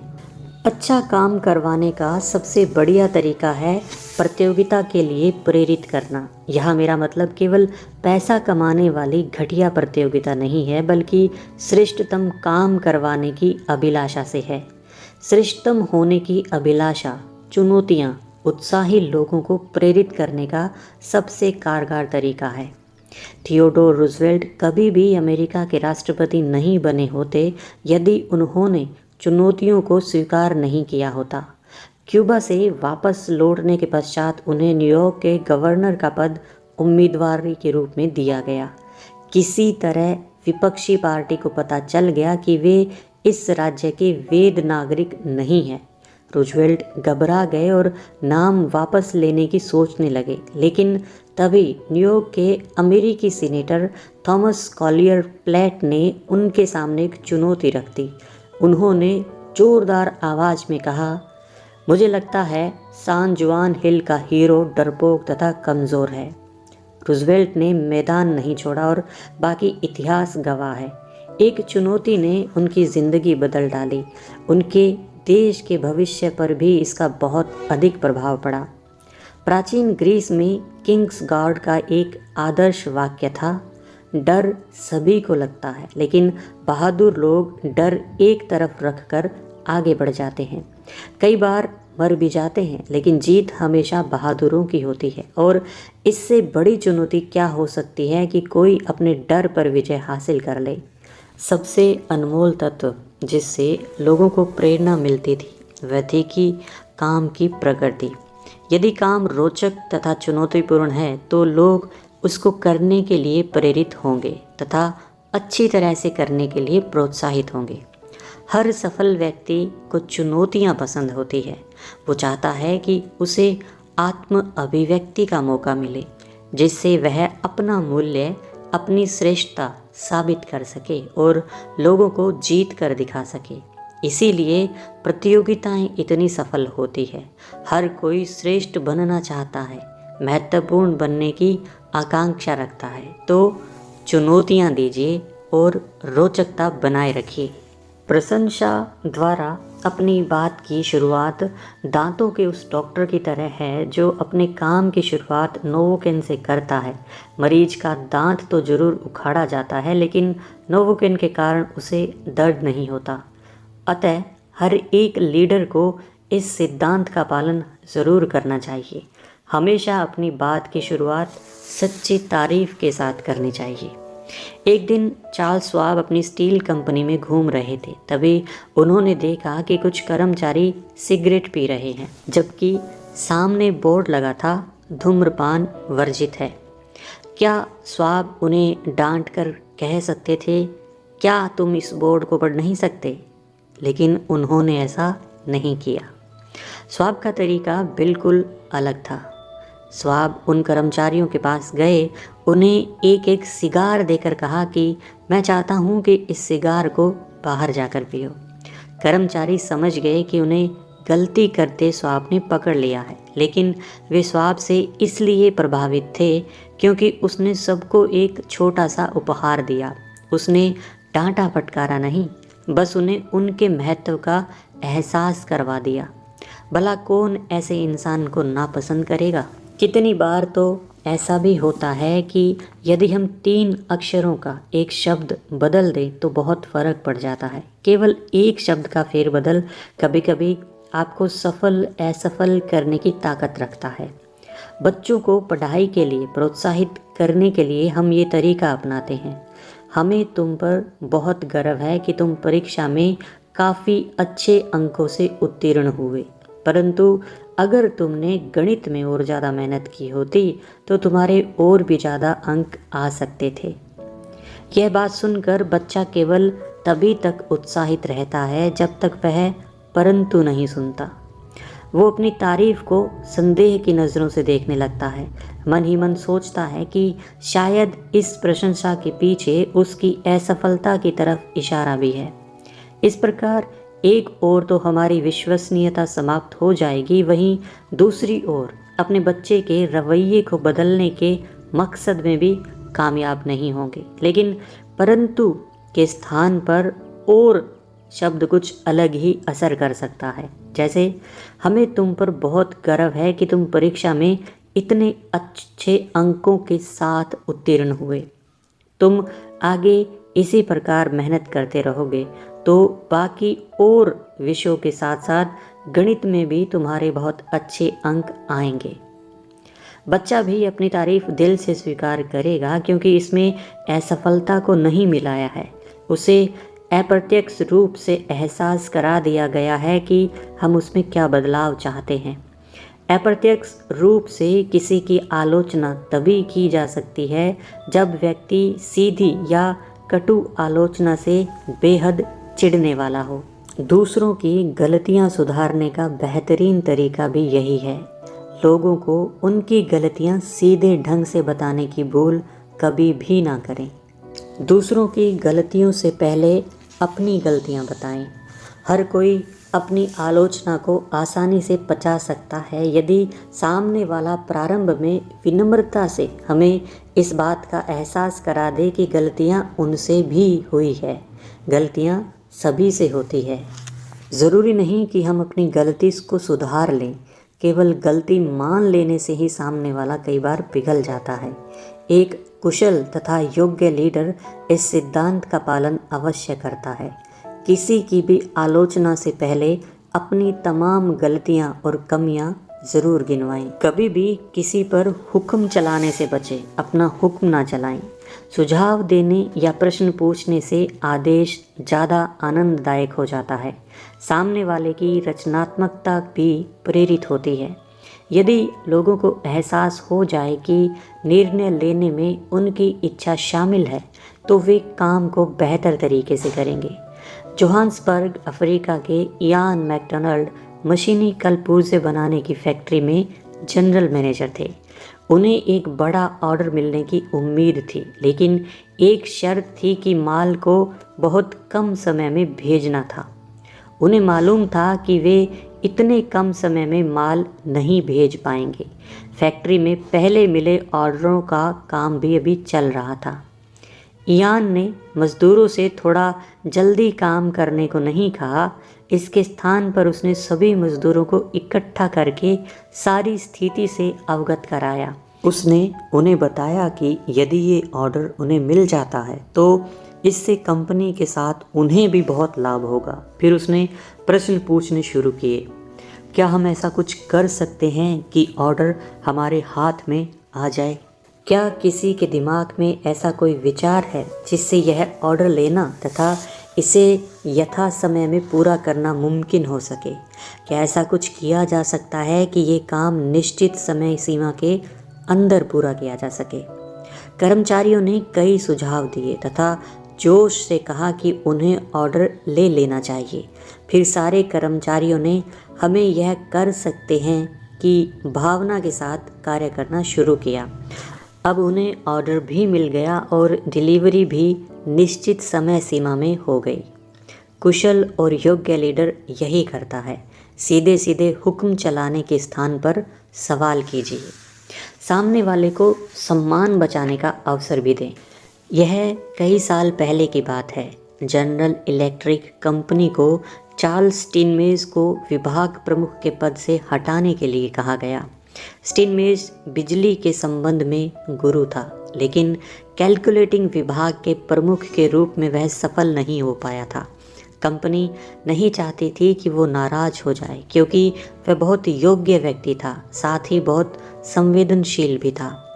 अतः उन्होंने उसे कंपनी के कंसल्टिंग इंजीनियर का पदभार सौंप दिया। काम तो उसका अब भी वही था। हाँ, उसका पद नाम जरूर बदल गया था और उसके स्थान पर एक कुशल व्यक्ति को विभाग का प्रमुख बना दिया गया। जीई कंपनी के ऑफिसर तथा स्टीनमेट्स भी बहुत खुश थे। उन्होंने अपने योग्य तथा संवेदनशील कर्मचारी को बिना कोई चोट पहुंचाए विभाग प्रमुख के पद से हटा दिया था तथा उसे अपना सम्मान बचाने का भी मौका दिया। कितने लोग ऐसे हैं जो दूसरों की भावनाओं का ख्याल रखते हैं? शायद बहुत कम। अधिकतर दूसरों की इज्जत को ऐसे रौंद देते हैं जैसे ज़मीन पर से किसी कीड़े मकोड़े को रौंद कर निकल जाएं। हम दूसरों की गलतियां निकालते हैं, उन्हें धमकियां देते हैं, दूसरों के सामने कर्मचारियों, बच्चों की ऐसे आलोचना करते हैं जैसे उनकी कोई इज्जत ही ना हो। हमें केवल मनमानी का आनंद आता है, लेकिन यदि हम कुछ मिनट रुक कर विचार करें और सामने वाले के नज़रिए को शांतिपूर्वक समझने की कोशिश करें तो समस्या को काबू किया जा सकता है। जब भी हम अपनी किसी अधीनस्थ कर्मचारी को डांट रहे हों या उसे नौकरी से निकालने की धमकी दे रहे हों तो हमें हमेशा ध्यान रखना चाहिए, नौकरी से निकालने का काम रुचिपूर्ण तो होता नहीं है। जिसको नौकरी से हटाया जा रहा है उसके लिए तो ये और भी निराशाजनक हो सकता है, और साथ ही हमें उसकी भरपाई भी करनी पड़ेगी। यानी कोई नया इंसान आएगा, उसे सब कुछ फिर से सिखाना पड़ेगा। चाहे सामने वाला गलत हो और हम सही हों, फिर भी किसी के मन को घायल करने का हमें कोई हक नहीं है। किसी की ईगो को हर्ट करना बिल्कुल सही नहीं है। हमें उसको इज्जत बचाने का पूरा अवसर देना चाहिए। फ्रांसीसी एविएशन पायोनियर एवं लेखक एंटोनियो द सेंट एग्जुपेरी ने लिखा था, मुझे ऐसी बात कहने या करने का कोई हक नहीं है जो उसको उसकी ही नज़रों में तुच्छ बना दे। इससे कोई फ़र्क नहीं पड़ता कि मेरी सोच उसके बारे में क्या है। हाँ, इस बात से बहुत फ़र्क पड़ता है कि वह स्वयं के बारे में क्या सोचता है। किसी भी व्यक्ति के आत्मसम्मान को ठेस पहुंचाकर उसे आहत करना जघन्य अपराध है। एक कुशल तथा योग्य लीडर हमेशा ही इस सिद्धांत का पालन करेगा, सामने वाले व्यक्ति को लज्जित न होने दे। सफलता हासिल करने की एक कारगर तकनीक के बारे में हम बात करते हैं। लेखक कहते हैं कि सर्कस में काम करने वाला पीट बार्लो मेरा काफ़ी पुराना मित्र था।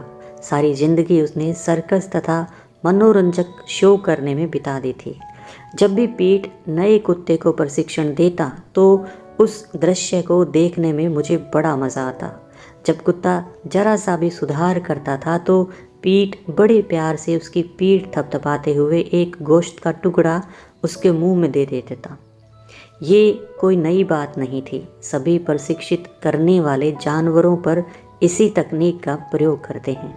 इस तथ्य के बारे में चौंकाने वाली बात यह है कि जब हम देखते हैं कि ये तकनीक कुत्तों पर इतनी जल्दी असर करती है तो हम इसका प्रयोग इंसानों पर क्यों नहीं करते?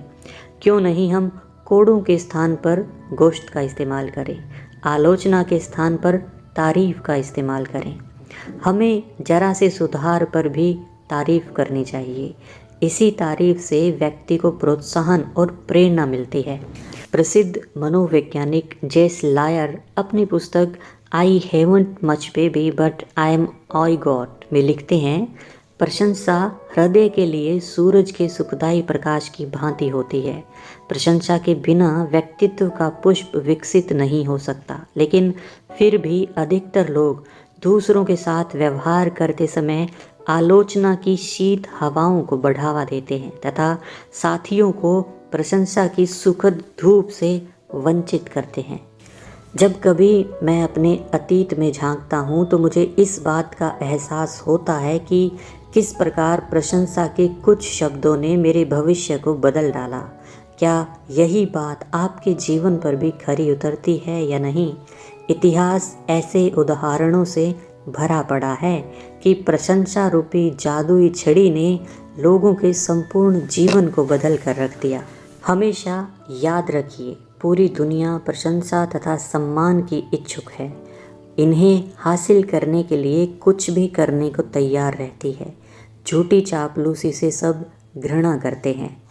आलोचना रूपी तुषार से योग्यताएं जल्दी ही कुम्हला जाती है, लेकिन प्रोत्साहन तथा प्रशंसा रूपी खाद मिलते ही वे दिन दुगनी रात चौगुनी फलने फूलने लगती है।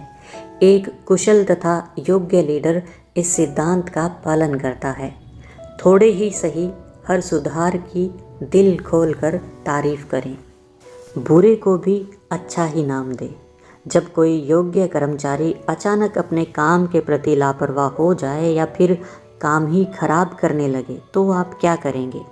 आप उसे तुरंत नौकरी से निकाल देंगे लेकिन ये समस्या का सही हल नहीं है, या फिर उसकी खूब आलोचना कर सकते हैं, जिससे उसका मन आपके प्रति द्वेष से भर जाएगा। हेनरी हैक लोवेल को इंडियाना में एक बड़ी ट्रक डीलरशिप का सर्विस मैनेजर नियुक्त किया गया था, लेकिन इन दिनों वह अपने एक मैकेनिक बिल से काफ़ी परेशान था, क्योंकि उसका काम संतोषजनक नहीं था। मिस्टर हैक ने बिल को अपने ऑफिस में बुलाकर उससे बात की। तुम एक कुशल मैकेनिक हो बिल, काफ़ी सालों से यहाँ काम कर रहे हो और काफ़ी अच्छे तरीके से। तुमने कई वाहनों की अच्छी तरह से रिपेयरिंग की है, कई ग्राहक भी तुम्हारी तारीफ़ करते हैं, लेकिन पिछले कुछ दिनों से वैसा काम नहीं कर पा रहे हो जैसे कि हम तुमसे उम्मीद करते हैं। वाकई तुम एक अच्छे मैकेनिक हो, इसीलिए तुम्हें बताना चाहता हूँ कि इससे मैं नाखुश हूँ और हम बैठकर इस समस्या को बेहतर समाधान निकाल सकते हैं। बिल ने आश्चर्य से जवाब दिया कि उसे यह बात मालूम नहीं थी कि वो पहले जितना बढ़िया काम नहीं कर पा रहा है। फिर उसने बॉस को आश्वासन दिया कि वह पहले से भी बेहतर करके दिखाएगा तथा भविष्य में कभी शिकायत का मौका नहीं देगा। आपको क्या लगता है कि क्या भविष्य में कभी उसने शिकायत का मौका दिया होगा? शायद नहीं। वह फिर वही पुराना कुशल मैकेनिक बन गया। मिस्टर हैक ने अतीत के काम की जो छवि बना दी थी उसको बिल धूमिल नहीं करना चाहता था। बॉल्डविन लोकोमोटिव वर्क्स के प्रेसिडेंट सैमुअल वॉकवेल ने एक बार कहा था, एक आम इंसान को बड़ी सरलता से प्रेरित किया जा सकता है यदि वह आपका आदर करता है और आप उसे बता दें कि आप भी विशेष गुण के कारण उसका सम्मान करते हैं। इस बात को इस प्रकार कहा जा सकता है कि यदि आप किसी की कोई बात सुधारना चाहते हैं तो उसे ये एहसास कराएं जैसे वह ही उसका श्रेष्ठतम गुण हो। शेक्सपियर ने भी एक बार कहा था, यदि आपके अंदर कोई गुण नहीं है तो ऐसे व्यवहार करें जैसे वह गुण आप में पहले से ही हो। दूसरे लोगों को यही बता दें कि आप व्यक्ति में जो गुण देखना चाहते हैं वह गुण उनके अंदर पहले से ही मौजूद हैं। उनकी छवि अच्छी बना दें, फिर वे उस छवि को सही साबित करके दिखाने के लिए बहुत प्रयत्न करेंगे। व्यक्ति को एक ऐसी छवि के अंदर बांध दें जिसे वह बदलना ना चाहे। दूसरों को प्रोत्साहित करें, उन्हें ये बताएं कि गलतियों को सुधारना कोई मुश्किल काम नहीं है और आप उनकी गलतियां सुधारने में उनकी मदद करना चाहते हैं। सही तकनीक वही होती है जिससे लोग आपका काम करना चाहें। जब कभी भी लोगों का व्यवहार या रवैया बदलने की आवश्यकता पड़े तो एक कुशल तथा प्रभावशाली लीडर को इन तथ्यों को अवश्य ध्यान रखना चाहिए, जैसे हमेशा ईमानदार बने रहें, भूलकर भी कोई ऐसा वादा ना करे जिसे पूरा कर पाना आपकी पहुंच से बाहर हो। केवल अपने फ़ायदों पर ध्यान केंद्रित ना करके सामने वाले के फ़ायदों पर भी ध्यान केंद्रित करें। ये बात आपके दिमाग में एकदम साफ होनी चाहिए कि आप सामने वाले से क्या करवाना चाहते हैं। अपनी बात को पूरे आत्मविश्वास के साथ जोर देकर कहें। स्वयं से पूछें कि सामने वाला क्या चाहता है।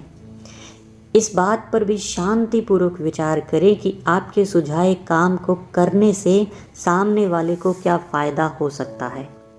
उसके बाद इन्हीं फायदों को सामने वाले की इच्छाओं के साथ जोड़ दें। आग्रह करते समय सामने वाले को इस तरीके से बताएं कि यह बात उसके लिए कितनी फ़ायदेमंद साबित होगी। अपने सामने वाले व्यक्ति को कोई काम इस तरह से सौंपे कि वह आपकी बात मानने के लिए खुशी खुशी राजी हो जाए। आप यहाँ तक आए, आपका बहुत बहुत शुक्रिया। मुझे आशा ही नहीं पूरी उम्मीद है कि आपको ये किताब लोक व्यवहार से बहुत कुछ सीखने को मिला होगा, क्योंकि इस किताब ने दुनिया भर में बहुत सारे लोगों में सकारात्मक परिवर्तन लाया है। मेरी तरफ से आपको ढेर सारी शुभकामनाएं। हमेशा हंसते रहिए, मुस्कुराते रहिए और जहाँ तक हो सके दूसरों के काम आते रहिए।